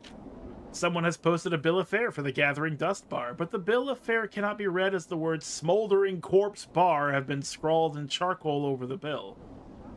Smoldering Corpse Bar? The zombie immediately jerks his left arm upwards and points far to the southeast. A moment later, the arm falls back to its side with a thump. Reminds me of a job I once had. He seems embarrassed. Well, I mean, without the arms. I wonder if this would work with the other notices. Official notice. Public notice. By the order of the Judiciary Council and in accordance with the citizenry of Sigil, let it be known those defacing a registered servant of the Dustman, either by the graffiti, malicious attack, or by posting notices, will constitute felonious assault, and the perpetrator will be answerable for the vandalism of said servant. By order of the Hall of Speakers. Examine the want ad. Wanted, able-bodied person willing to investigate a matter of the utmost importance to the Dustman cause. Will offer suitable compensation upon successful completion of said task. Interested parties inquire with Initiate Norosh. There's a J at the end of it for some reason. Gathering Dust Bar. And I go Gathering Dust Bar, and the zombie immediately jerks its left arm upwards and points west to the building before you. A moment later, the arm falls back to its side with a audible thump. Thanks. Can't find any data. Maybe I can. Chief, what are we doing in here? Let's say we just give this place the laugh, all right? What's your problem, Mort? Chief? Can you tell me a little about Sigil? Sigil's a ring-shaped city that's squatting on top of an infinitely tall spire in what some claim to be in the center of the plains. Of course, how it could be at the top of an infinitely tall spire, and how the city could even be at the center of the plains, raises some questions. Anything else? Sigils called the city of doors, mostly because there's a lot of invisible doors that lead in and out of it. Just about any arch, door frame, barrel hoop, bookshelf, or open window might be a portal under the right conditions. It all depends on if you have the key to open it. Never mind, I already know about the keys. Mort, I don't mind you tagging along, but is there anything else you can do except for chatter? Hey, chattering's my best trait. He rattles his teeth for a moment, then grins. Oh, that's good to hear. No, but seriously, Chief, I got a knack for chattering in just the right way. I can really bend an ear, if you know what I'm saying. I got insults, back talk, stuff that'll curl someone's ears into their skull, you know? How's that useful? It's one of my many talents. I call it my litany of curses. You see, sometimes I can really bend someone's ear with just the right comment. Of course, then I usually have to do a lot of running afterwards, but yeah, you get the idea. How does it work? Dated my journal. Well, I can spit insults at someone until they get mad enough to chase me around. Mort has an ability called Litany of Curses. It is a non-magical taunt. If the target fails to resist it, they suffer a penalty to their armor class, attacks, and will do nothing but try to engage Mort in melee combat. Note that the more insults Mort hears, the better his Litany of Curses becomes. The Litany of Curses is very effective against mages. I didn't know that. I didn't know that. I had some other questions. Yeah, I could use some advice. What do you think we should do next? Well, here's how I see things. I think you should try and root out this Farod wherever he set up Kip. You wouldn't have had those directions tattooed on your back if you didn't have some inkling of what was up with you. One of the locals around here has to know where he is. Alright, we'll look for him then.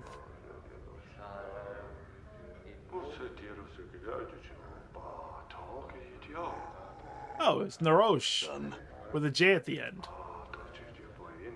You see a spindle-thin dustman in dirty black robes. His stiff black hair springs forth from his skull like a crown of spikes, and his leper-white skin is drawn sharply across his skull. He is frowning into his drink and mumbling to himself. Greetings!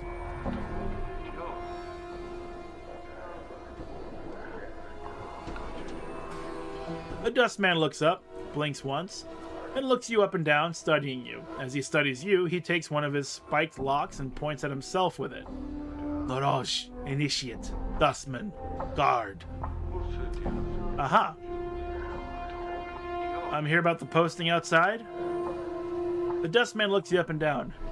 Many troubles have I. Help can you. A mouse? The mausoleum awakes. The dead walk. The dead disturbed. A dustman disturbed. Find out what disturbs the undead. Copper coins will I pay. Very well, where is this mausoleum? Dated my journal. Mausoleum by Dustman Memorial. Go north and west from Black Monument. Go to Arch, and a semicircle over your heart with this finger this make. He wiggles the index finger on his right hand. To the mausoleum, go you will. I'll look into it then. Farewell.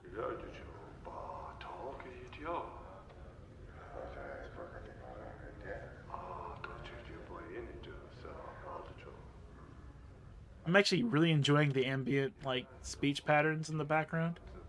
It's, like, clearly foreign language stuff. It's cool, though. Before you is a young dustman with stubble on his chin and dark circles beneath his eyes. He is staring at the wall with a somber expression. Relatable. Greetings! The dustman doesn't look up. He stares straight ahead, as if he is seeing something several leagues beyond the walls of the bar. Again, relatable. Can I ask you some questions? The dustman doesn't respond. He keeps staring into the distance. Super relatable. Alrighty then, Mort hisses at you. Let's go, Chief. This dusty might as well be fertilizer. Fair enough. Let's get out of here. As you turn to leave, the dustman suddenly speaks, his voice barely a murmur. You have to strain to hear the words. You think he said something about wanting to die. The hell did you just say? The boy's expression does not flicker. You want to die? I really don't know. Do you want to die? Yes. Well, why do you want to die? This existence is a mockery of life. I do not wish to continue the charade any longer. His face wrinkles in disgust. Why would anyone wish to remain in this foul city in the center of a multiverse that feeds on pain and hatred? Death is silent, comforting. Well, surely living cannot be as bad as you make it out to be. It certainly can be. Then why haven't... I don't like saying that. That's a bleak outlook. There's a lot more to life than pain and hatred. That is true. There is pizza. Somewhere on the plains, someone has made a pizza. This is living? He bares his teeth, and his hands clench. This existence is a mockery of life. I do not wish to continue the charade any longer. Death is silent, comforting.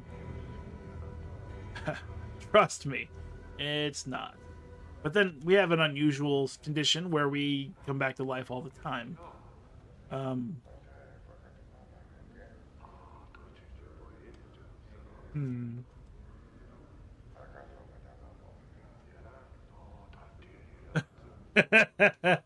Pizza is pain and suffering.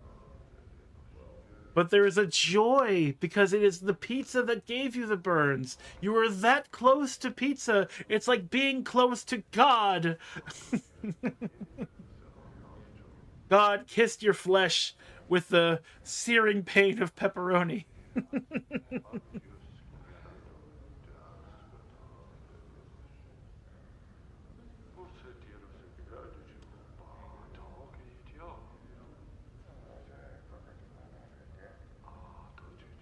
Maybe after the first death. The Dustman blinks and sneers. The first death? What? Were you resurrected? Try and kill me then. See what happens. He looks at you skeptically. Nay, I think not, even if I felt the urge to do so.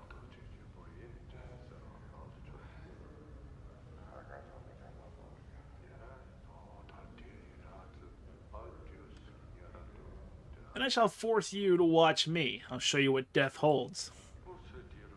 What do you mean? He looks like he wants to turn away but cannot. You can't. Seriously. Take your own hands, twist your own neck.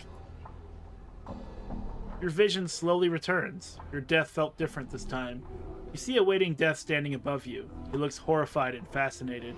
He has propped you into a chair and is looking apprehensively at the other bar patrons. They don't appear to have noticed or have mistaken you for a drunk. Convinced now? Are you one of the Walking Dead? I don't know. Then what are you? I don't know, but I die and am reborn. Yet you still think. You still hear. You still feel.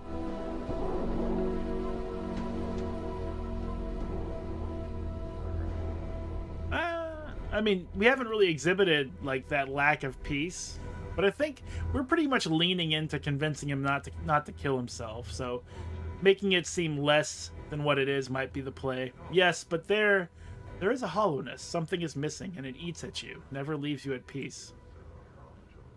To be dead and still think and feel? Will misery never leave a body be? The thought seems to horrify him. Even death is no release. Welcome to Dead by Daylight! Indeed, perhaps you should not be so quick to abandon this life before knowing what the next life holds for you.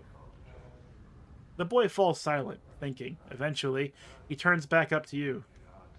Your words carry weight, sir, and a fresh perspective. I will do as you have said.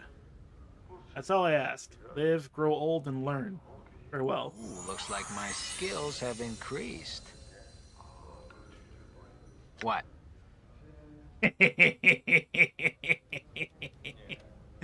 What? What's up, Chief? What's the word, Chief? What's up? Yeah? Huh? What? What's up, Chief? What's the word, Chief? Mort, like Latin. Women are the reason I became a monk. And, the reason I switched back. You know what? We should get some female zombies to join this party. Right, Chief? You know, if I could click you, You wouldn't know a moment's peace. What's up? Yeah? You know, if I could click you, you wouldn't know a moment's peace. Not even death can save you from bees. Diablo or something. Bees! Terrible bees! Saving throws have improved. Fighting skills have improved. 8 hit points gained. 2 hit points gained from con bonus.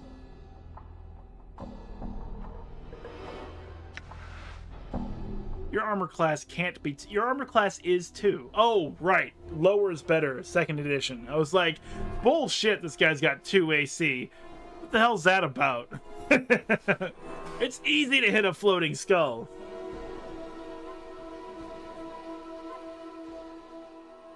Alright. We got 10 more HP, which is great. And he is classified as a fighter. I'm gone. Alright. So it's 10 o'clock. I'm going to take another short break. And we'll be back in about 5 to 7 minutes.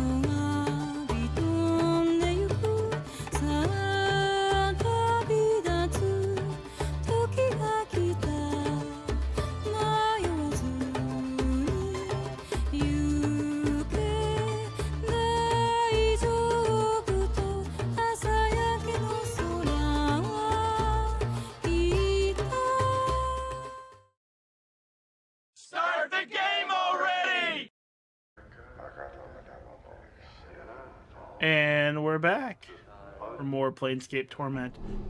Yeah, I think these breaks every hour really help out.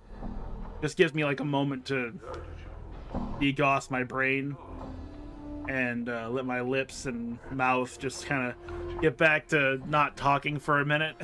So.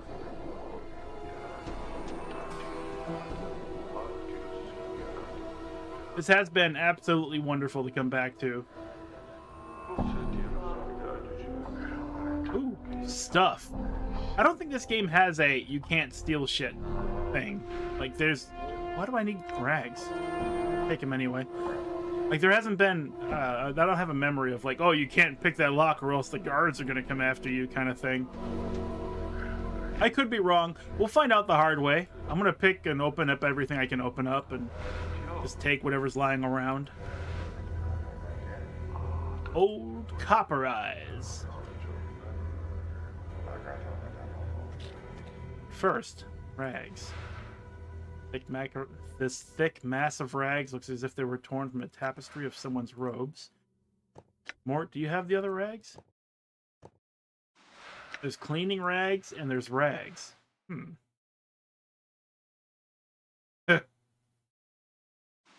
Mort's Bite. Default weapon, damage 1 to 3 piercing, speed 1. Proficiency, fists. Don't ask. Mort's Bite is lethal, and he can masticate someone to death. As long as his quick weapon slots are not all filled, Mort can always select Bite as his current weapon. Note, Mort's Bite is his default attack. Although the amount of damage he can do with his bite is relatively small, it allows him to attack quickly, which can infuriate a mage who's trying to cast a spell. This fucking skull is biting me. Yeah, I didn't even put that together. I've always treated Mort as a fighter, because that's what it says right here. It says fighter. So I was like, tank, Mort, you're hard to hit, you're a floating skull. But the previous two things we just talked about, him having the litany of curses and being able to bite people quickly for low damage, makes him a perfect anti-mage character. And I'd never put that together when I played a long time ago. Reading comprehension, what even is it? Old Copper Eyes. Before you is a tall, silent figure. It should be easy to voice him. He could easily pass for a statue, although the deep furrows in his face and brow make you wonder if the sculptor was a little too eager in defining the face with a chisel. He looks well over 50 years old, but exactly how much over 50 it's hard to tell. As he slowly turns to look at you, you can catch the dull sheen of copper in his eyes. Hi! Old Copper Eyes stares at you.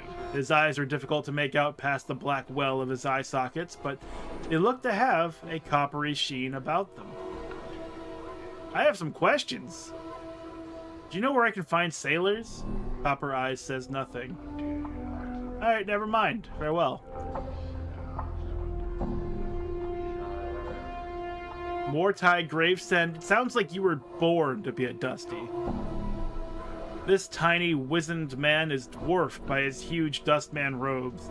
They look as if they were chosen to cloak his small stature. Although he looks to be in his late 90s, this man is extremely energetic. He fidgets continuously, and his eyes dart around the bar like a bird's. Hi! The man's eyes gleam as he takes your measure, and he gives a slight nod in greeting. Hail and well met, traveler. You look like one, wait a second, 90s.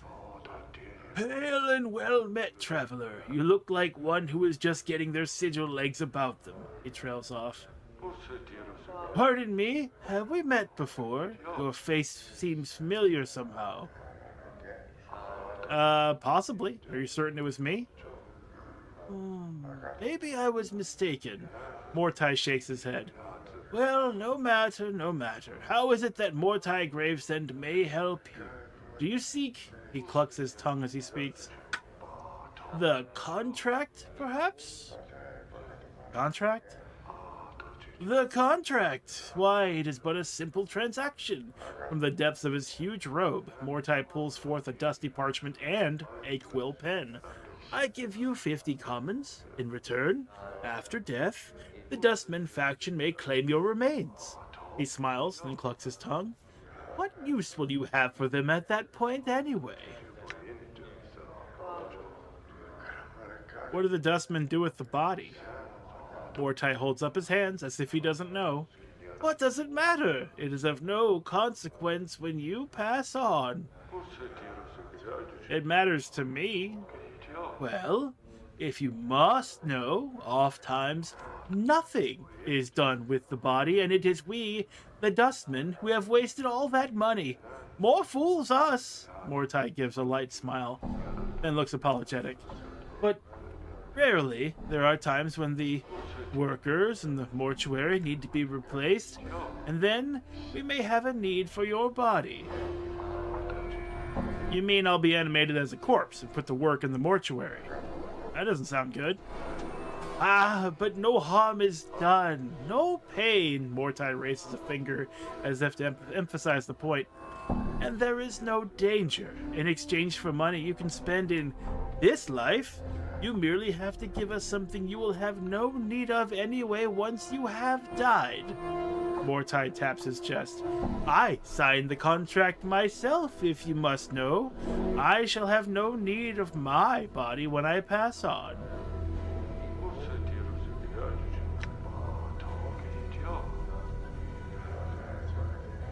I need 50 comments, right?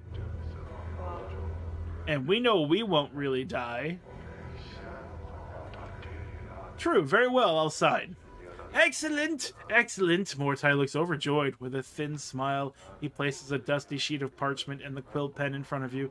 You shall not regret it. He jabs his finger at 3 points in the page.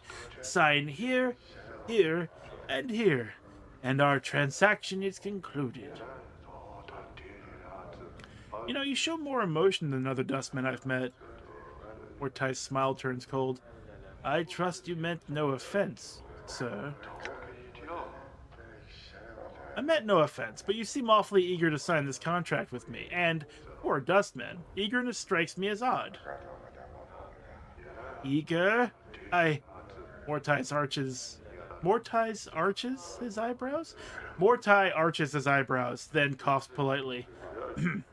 Sir, do you wish to sign the contract or not? If not...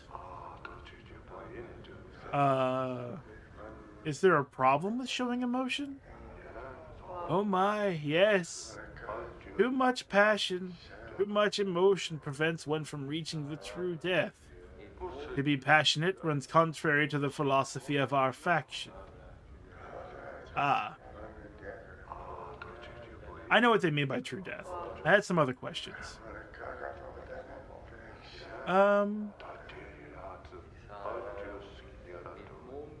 Have you seen a journal recently? I'm missing mine. Mordtai shakes his head. I know nothing about a journal. I don't even know how to read. I deal with documentation of a much different sort. We already know. I mean, that contract you mentioned? What about it? 50 coppers for my corpse. Very well, I'll sign. Excellent. Yep, we're going to sign there, there, and there. Gain 500 experience points. You take the quill in your hand and you begin to scratch your signature into the parchment. The quill pen makes a strange scritching noise as it touches the parchment, like a dagger riding on steel. As you try to sign the parchment, however, you notice that it seems to be shifting beneath your pen. No matter how hard you try, you can't seem to sign your name. The contract seems to twist from being a dusty piece of parchment to something alive? Mordtai, what's with this contract? When you glance up to speak to Mordtai, you see that his face has been replaced with that of a grinning skull. The rest of the bar seems to stop, the patrons falling silent, freezing like statues. Mordtai opens his mouth and a wisp of dust trails from inside the skull. Mordtai? With a rasp, the death's head speaks, dust steaming from its teeth. Sign. But remember, everything has its price. And what can change the nature of a man? The words are a ragged, dead chorus, as if being spoken by 5, 10, 20, or 100 voices, old, young, female, male, desperate, calm, hysterical, and if you think I could pull that off, you're out of your goddamn mind. Nature of a man? As you speak the words, suddenly you feel faint, and the next thing you hear is Mordtai's voice, normal, and his hand upon your shoulder. Sir, are you all right? He laughs uneasily. I thought I'd lost you for a moment. Try and get your bearings. It is as if time has exhaled and resumed its natural breathing. The rest of the bar has returned to normal, and Mortai's face is no longer a death's head. You feel a strange pressure inside your skull, as if something desperately wishes to surface, but cannot. The experience with the death's head that spoke dust. It was as if you remembered a dozen splinters of memory at once, all stabbing into each other to create an image, and you know, somehow, that every voice the death's head spoke belonged to someone, now long dead. Have you ever put a fried egg on a cheeseburger? Boy, howdy, is that delicious. Just give me a moment. I'll be fine. Mortai removes his hand from your shoulder. He looks uneasy, more at the prospect of losing a customer than any concern for your welfare. As you stare at the dusty parchment upon the table, you know for a fact that this is not the first time you have penned your name to a contract, and perhaps not the first time you have signed one such as this. Finish signing the contract. You scratch an X across the contract in the 3 places Mortai indicated. As you finish making the last mark, Mortai's hands lash out like 2 whips. The left hand sprinkles dust across the parchment to help the ink dry, and his right hand flicks a stream of coppers into your hands, 50 in all. Our business is concluded. I'm dead already! Is concluded. Farewell. Mortai nods as you turn to leave. He has a strange expression on his face. Is there something wrong? Mortai frowns. Forgive me, I must ask again. Are you sure we haven't met before? No, I don't believe so. Mortai shakes his head. Well, no matter. Farewell, Mortai. Yes, farewell, farewell. Mortai studies you as you leave, and you hear him mutter under his breath. Something about that one. Eggs are absolutely not vile. Eggs are perfect and wonderful in every way. Eat them scrambled, fried, boiled, cracked into a protein shake after a hard workout. Perfect. Fry an egg on top of a bacon cheeseburger. Fuck. It's amazing. You wouldn't think it would be just because it's just a fried egg, but there's something about like the yolk and the way it combines with the beef and the cheese and the bacon. Amazing. Blissful. Sublime even. For me it's like pizza, eggs in that order, and then the rest of my favorite foods.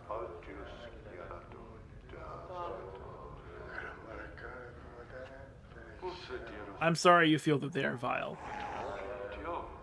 I'm not going to convince you that you don't feel that way, but I feel differently, and I feel like my life is much improved with that feeling. These gates are made of a featureless black metal. There doesn't appear to be any way to open them.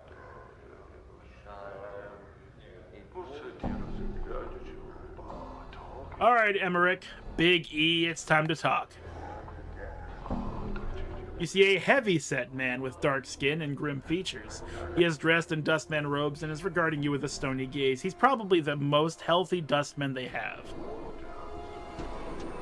You have the look of one lost. The man's voice is like stone settling. Did the wind send you, or are you here with purpose? Like literally inedible. I beg to differ, sir. I have definitely edibled them quite a few times. I can tell you. From personal experience, eggs go down rather easy.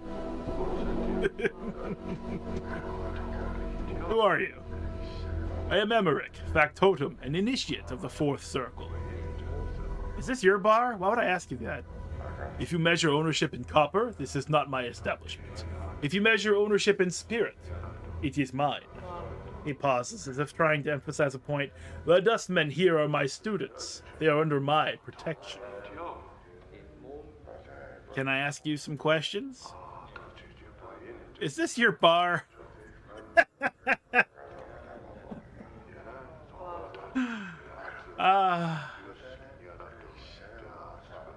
Is this your no. Can you tell me about the Dustmen faction? Now I know we've been going through this for a bit, and I'm pretty sure that you've all picked up what the Dustmen are about. Yes, eggs on rice. I crack a couple eggs in my ramen every time. Every time. Got to do that. Not ramen without an egg in it. Period. Everything else comes secondary. Oh, but yes. So I'm pretty sure you guys have all figured out what the Dustmen are all about. They lust for the true death, and they kind of hurry people along, and they work with dead things and around dead people, because dead, death, dead. That's who they are. All go to dust, let's hurry up and become dust. That's their whole thing. But let's see them expound a bit on their faction. Dustmen seek the true death. Some call it oblivion, but this is incorrect. To Dustmen, the true death is freedom from the chains of this false life. Okay, this is it. I can see it. False life? This life that many cling to with their emotions is a false existence. As long as one clings to it, they will continually be reborn into it. One must divest themselves of emotion to escape this cycle. And now we know why the contract guy was like, oh, you saw me exhibiting emotion? You take that back. Can you tell me about how your faction is organized? Dustmen are organized into 5 circles. The 5th circle is made of the lowest rank of Dustmen, Initiates. The 1st circle is comprised of the highest ranking Dustmen, the ruling body of our faction. And yes, we can join the Dustmen if we want to, but this is the first faction we have bumped into in this game so far. It would be a bit hasty to just, become loyal to them. There are many other factions, and I know a few of them. I don't know all of them. I don't know the benefits of being a part of any of the factions. But after having murdered several of their people, I don't think we really want to go back in there again. I don't think it's a problem game-wise, meta-wise. But can we make out with the Dustmen? That would be too much emotion. And I'll tell you, the Garatap, emotionless smooching is the saddest thing anyone has ever seen. Okay. Where there's no passion whatsoever, just cold, dead lip smacking. Nobody wants to see that. Nobody wants to experience that. The hollowed out love of a loveless marriage. No. Nobody wants that. Can you tell me about the dead contracts? Because I just signed one, and I don't know, maybe I didn't think it through. Do you wish to sign the dead contract? I've already done that. What is it exactly?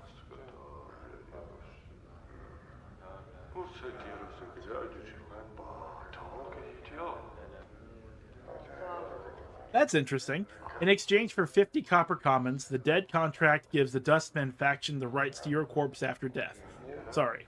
In exchange for 50 copper commons, the dead contract gives the Dustmen faction the rights to your corpse after death. Do you wish to sign the dead contract? Even though we signed Mortai's contract, I'll sign. Emmerich pulls forth a dusty piece of parchment from his robe and a quill pen. He directs you to sign the parchment in 3 places. Sign in the places indicated. Gain 500 experience! You take the quill in your hand and you begin to scratch your signature into the parchment. That quill pen makes a strange scritching noise as it touches the parchment like a chisel on stone.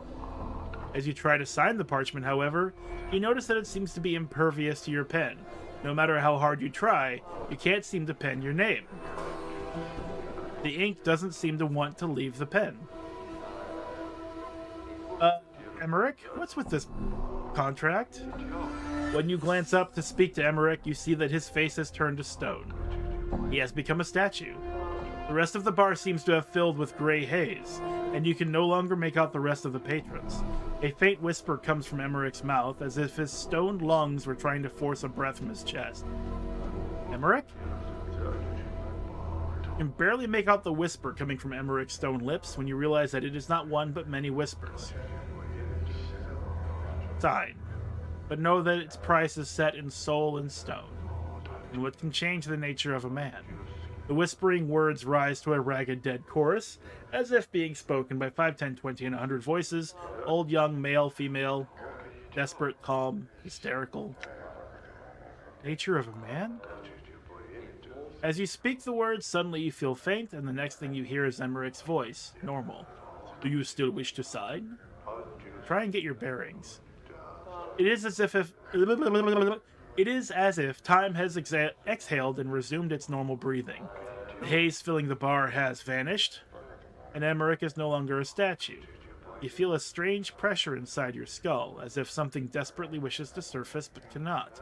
It was as if you remembered a dozen splinters of memory at once, all stabbing into each other to create an image. And you know, somehow, that every whisper that came from Emmerich's stone face belonged to someone, now long dead. Look at the parchment again. As you stare at the dusty parchment upon the table, you know for a fact that this is not the first time you have penned your name to a contract. Yeah, I know. We did that like not even a moment ago. And perhaps not the first time you have signed one such as this. That's incredibly true.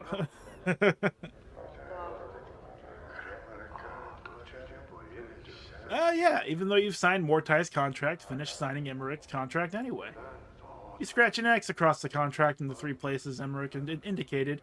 As you finish, Emmerich takes the contract and hands you a bag of 50 coppers. Cool. Now that that's out of the way, I had some other questions for you. 250 experience and 50 more copper.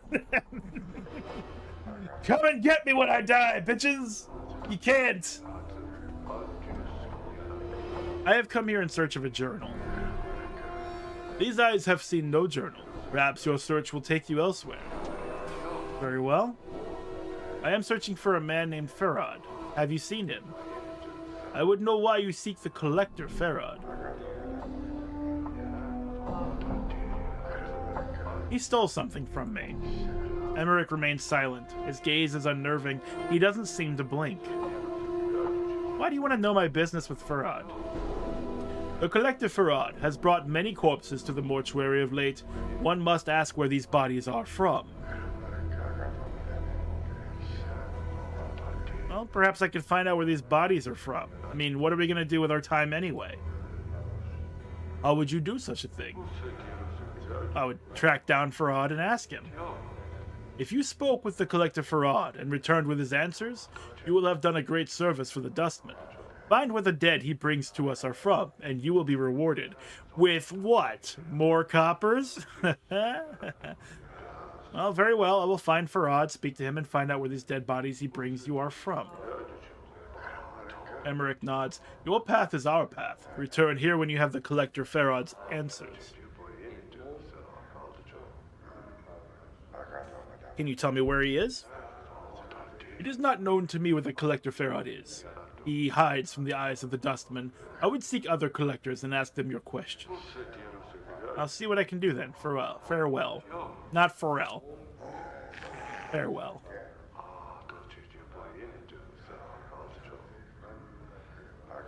I think it's so weird that the Dustmen seem to have their own bar.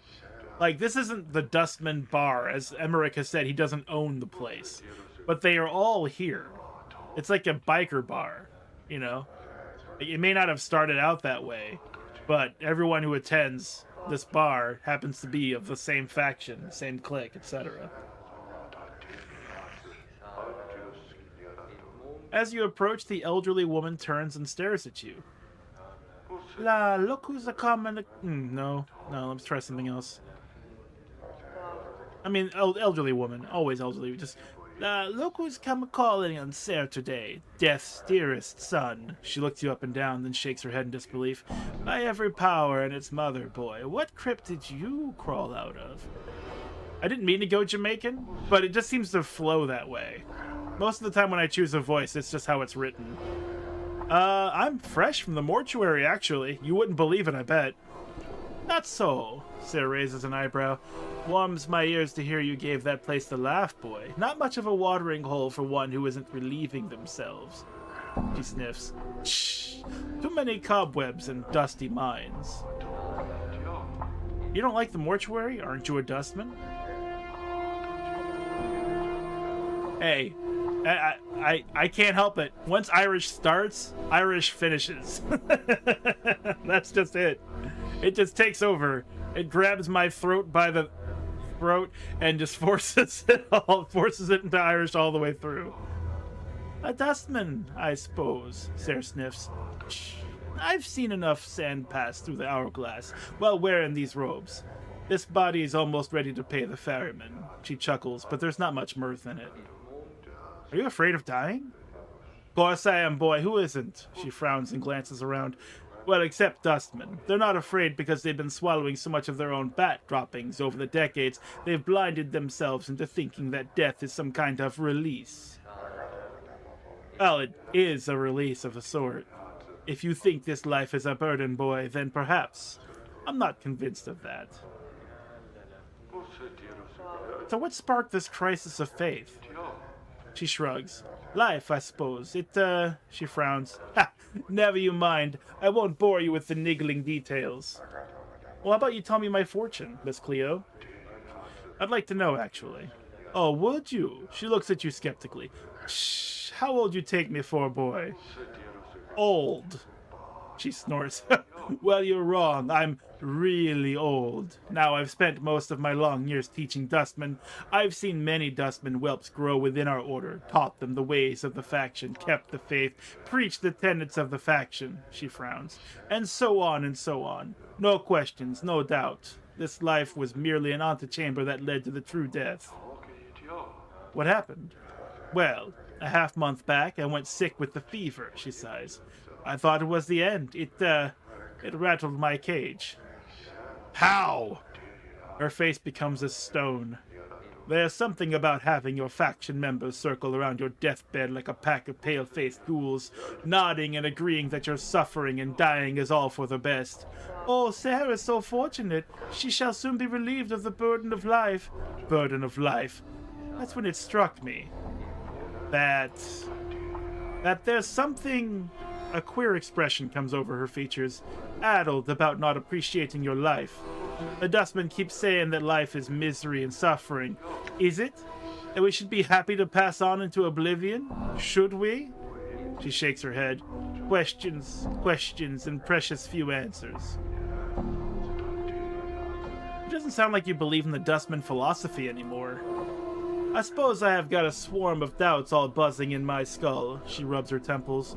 Hard to get them all to be quiet sometimes. They need to be fed some answers, and I haven't got them all worked out yet. What will you do? To be square, boy, I don't know, she sighs. That's the problem with doubt. I can't even trust what I'm feeling is true, or if I'm scared of death only because of my brush with the fever, or even what I should do. Is this a passing thing? I don't know. Oh my god, look at these options. She's going to listen to us, it seems.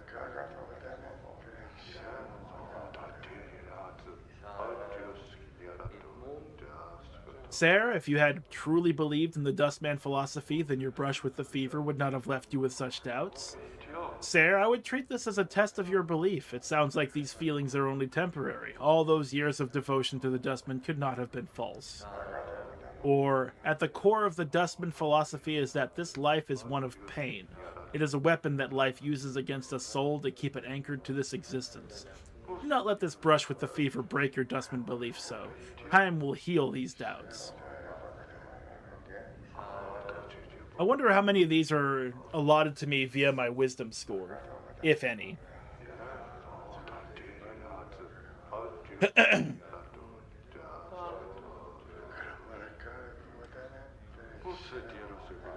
Honestly, like, when she said that the other dustmen were circling her body, like, celebrating her death, and the way it made her feel, I feel like she's on the other side of her belief for the first time, and it just doesn't sit well with her. I feel like, she might want to try to live what little life she still has. Maybe even regret it, actually, all the time she spent as a dustman. And honestly, at her age, really old, air quotes, that'd be a hard thing to live through. knowing you spent, let's say, 70 plus years, or however long she's been a dustman, just like absolutely believing in death as the only like achievable goal in life. Dying. Dying and preaching dying. When she could have lived. She could have opened her own pizza place, or a shoe store, or a movie theater. I mean, the planes are infinite. She could have gone anywhere. She could have gone to literal board game Candyland. You know what I'm saying? She could have done something with her life. Sarah, if you had truly believed in the Dustman philosophy, then your brush with the fever would not have left you with such doubts. 500 experience. Sarah stares at you, then nods slowly. Maybe so. Maybe so. She frowns, her face wrinkling up in concentration, and also because she's very old. I'll have to chew it over some more. You should. It's no small matter. Now, enough of me rattling on about my woes. Sarah stares at your scars. You look like you've shared a few handshakes with death yourself. Hasn't that changed your views somewhat? Doesn't it make you appreciate life a bit more?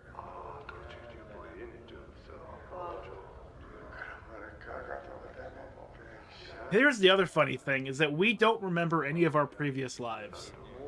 So, is it even possible for us to appreciate life a bit more, with no way to, like, compare that with our previous existences?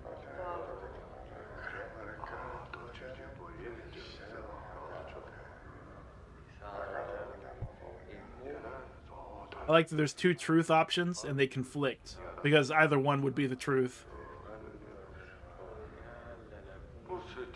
Doesn't it make you appreciate life a bit more? I think in accordance to what we just told her, we should probably also say yes. Because we saw that she needs to appreciate her life a bit more. And that came from us, our wisdom of what little we have after awakening from death and amnesia again. So, yes. And well it should. Nothing comforting about death. Exactly. Well, my brushes with death are a lot closer than those of other people. I can't seem to die, at least as far as I know. Sarah blinks. You're rattling my coffin. Yeah, I'm just joking. She frowns. I'd watch that wit of yours. It's sharp enough to kill you. She turns away, makes a dismissive gesture with her hand. Leave me be. I don't know if I should be telling everyone I can't die. So...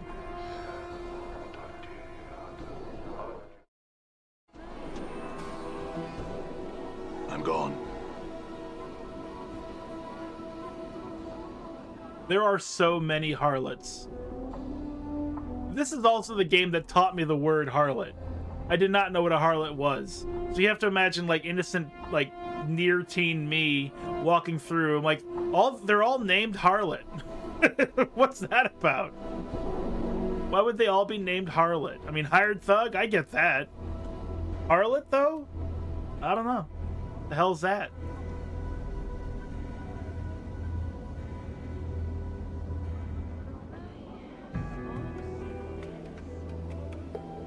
Hey. The music here is really good too, actually. Just Quite surprised. Casual.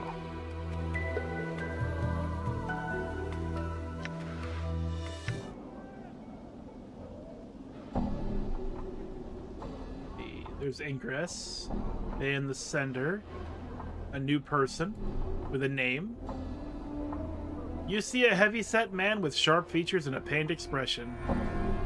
Despite his huge frame, however, he has an effeminate look about him. And unlike the other residents you've seen, he looks to have bathed recently. As you approach, he looks up hopefully and calls out in a high voice, Craddock, good sir. What? His hopeful expression dies as he studies your face. 1,000 apologies, good sir, if I have given offense. He gives a slight bow. I'm called Bain the Sender, third child of Daiben the Sender. I am one of the many runners in the employ of the House of Senders. You haven't offended me yet. What do you want? 1,000 apologies for troubling you with such a trivial matter, but I seek Craddock, an overseer in the hive. Ban looks like he is in pain, but alas, he eludes me. He looks at you hopefully again. Would it be you have heard of such a man? Truly, I haven't. Sorry. Ban gives a deep sigh. I am bound to deliver a message to him, and as yet fortune has chosen not to favor me. I mean, I'll pass along your message, if I find him. Ban's face lights up like a lantern. Oh, fortunate day for Ban and the House of Senders. Any assistance you can provide would be most welcome. If you can find this Craddock and pass along the message, I shall see to it you are paid for your troubles. How? How at all would you do that? Alright, what's the message? Ban recites the message almost like a mantra. The shipment must be uncursed by the 3rd day or there will be a penalty. Ban frowns. I am told that Craddock will know of the shipment, to which the message pertains. If I see Craddock, I will pass along the message. Is there anything you can tell me about him before I go that might help me find him? He is said to be a giant of a man, stern of features. That might be why he thought we were Craddock. That he is an overseer in one of the hive marketplaces. Alas, I know little else than that, good sir. I see. That's enough to go on for now. Ban bows. Thank you, sir. Should fortune favor you, and you are able to bear the message to Craddock, be so kind as to return and tell me of it. I will see to it your efforts are rewarded. Very well. Updated my journal. Updated my journal. Slow sigil deus.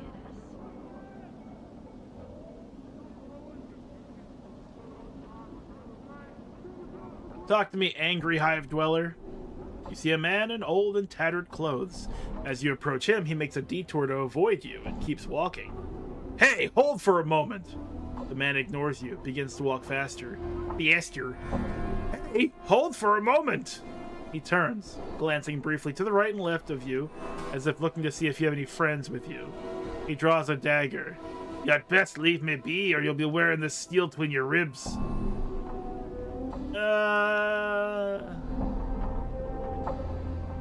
I just had some questions.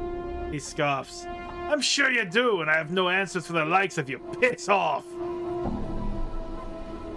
Alright. There's been enough blood today.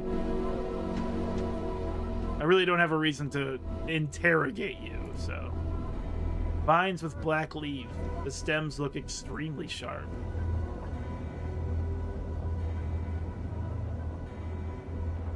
Elderly hive dweller.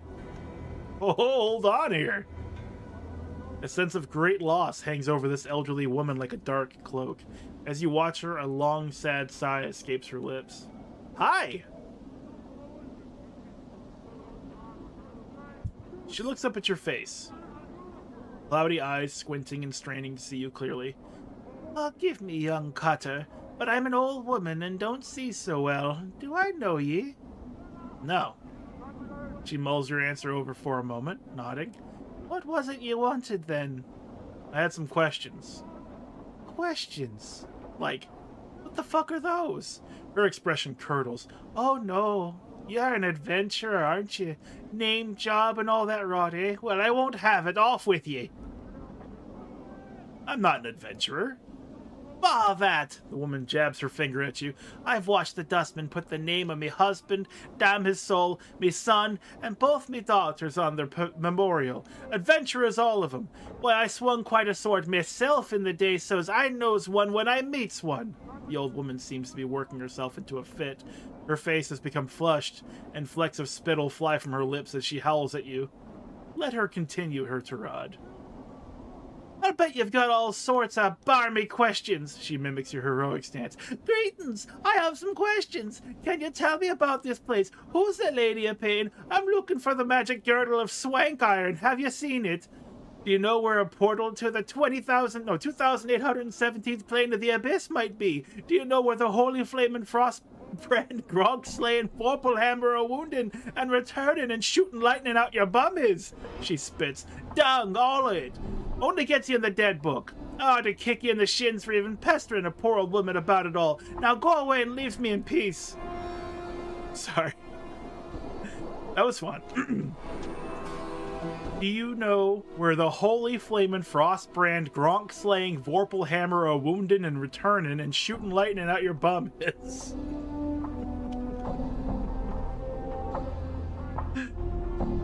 Like, that's a lot of actions for a weapon to have. I mean, holy flame, frost, okay. but it does bonus damage to Gronks, has increased critical range. It's a hammer of wounding and returning, so you can throw it, and shooting lightning out of your ass, so you can throw it and then fire lightning behind you, covering both the front and the back threatened zones. That sounds like the kind of weapon that we should have, honestly. Does she know where it is? Of course she doesn't know where it is.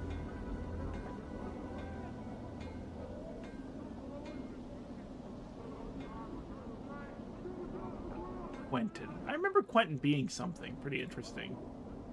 But, I think we're going to save it here.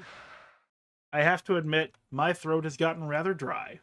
And it's just going to have to be one of those things where we wrap it up for now. But I've had a great time. This has been super fun to come back to. I love the writing and reading all this wild shit. And I look forward to doing it again tomorrow. God damn it, Gronk slaying, I guess. Save it here. And right, and slate right there. This right here. Oh. Yeah, we started on time today. It was about 7 o'clock. I still consider that on time. But we will be starting again at 6 tomorrow, like we've been trying to pull it back to. The reason why it was late today, funny, I ordered a pizza, you know, because I have gotten a sponsored stream here. I was actually able to afford ordering a pizza. I did not switch it to delivery though. It was in carryout, and I don't have access to a car. So I'm sitting there waiting for the pizza. It says it's ready on the app. I'm like, I bet it is. Where is it though? Like 30 minutes later, I'm like, oh fuck, it's carryout, isn't it? So I had to call them up and switch it to delivery, and they sent it over eventually, which is fine. I always preheat the oven, and I like add some extra cheese. I order my pizzas uncut, so I can cut it myself after I like do a second well done bake once it gets here. So it being cold didn't matter. And if you don't do that at home, I recommend it if you have the time. There's just something better about like sealing all the flavors in one last time before eating the pizza. Anyway, but this has been a lot of fun. I look forward to doing it again tomorrow. We'll pick up right where we left off. There's so many more characters to read, and it's going to be a real test on the vocal cords and a test on finding like voices to apply to them all, and then remembering the voices on the characters that are more important. Yeah, anyway, I'll just stop talking. It's over. We'll come back to this tomorrow. And then Legend of Mana, I will put together a plot line, or a path, there we go. A path to the end of that game. I'm going to have to take time to do that myself outside of stream, because it's really difficult to figure out where to go in that game. At least it's less easy. I'm not saying really difficult, it's just not as easy to follow a way to the end of that game. Tuesday and Wednesday will be Final Fantasy Tactics. Will likely be the last two Final Fantasy Tactics streams. We're in the last chapter. We're pushing the story. After the Marquis Elmdor fight and the two vampires kind of like collapsed on itself, which was hilarious, I don't really have any fear anymore. Dystar turning into Lucavi and not even getting a turn. That was a surprise. We beat the shit out of him, and he died quick. So, I don't know if there's really any greater threats than Ygraf in that whole game. We'll see, though. And if we get to a point where we have to do a little bit more shuffling of jobs and leveling up or whatever, we'll just do it. But I anticipate Tuesday and Wednesday, like 10 hours of tactics, should eclipse the rest of that game. So after that, I'm not sure what we're going to put in Tuesday and Wednesday. There's definitely a list, a short one, of Final Fantasy games that I would like to play. Among them, 10-2, 13, finish 15, or start 16. Those are options. Also, I might free up those slots as well to just like let it be a request thing too. I don't know. I haven't really thought too much about it. I didn't think I would actually get all the way through a year of Final Fantasy, because I wasn't sure. It was like that's a long time to schedule a specific series to play through. I thought, well, after 6, I might be tired of it. Truly, I was not. After 7, I might be tired of it. Truly, again, I was not. 8 was great. 9 was certainly the hard part. But only because I kept holding myself to fighting all the secret bosses, which 9 taught me that I should not do that on a casual run, because 10 absolutely will destroy you if you want to fight all the secret bosses. It does require full sphere grid learning, leveling up, damage limit breaking, and all that stuff to even attempt them. Whereas the most fun I had was in 5, fighting Omega Weapon, because when you see Omega Weapon, it's really a daunting challenge. But if you fight it and learn its wily ways, you can beat it with the stuff that you probably have with you by the time you get to it. And that to me is beautiful. I love that design. That's my favorite. That is 100% my favorite.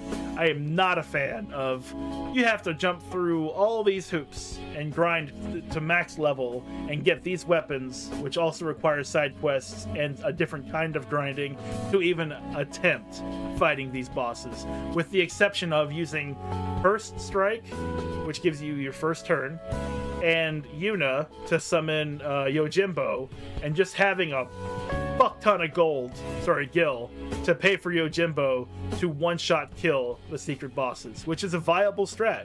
Perfectly viable, but certainly not fun. Anyway, we'll see how that goes. I'll think it through. And I'll see you all tomorrow for more Planescape Torment. Good night. Bye for now.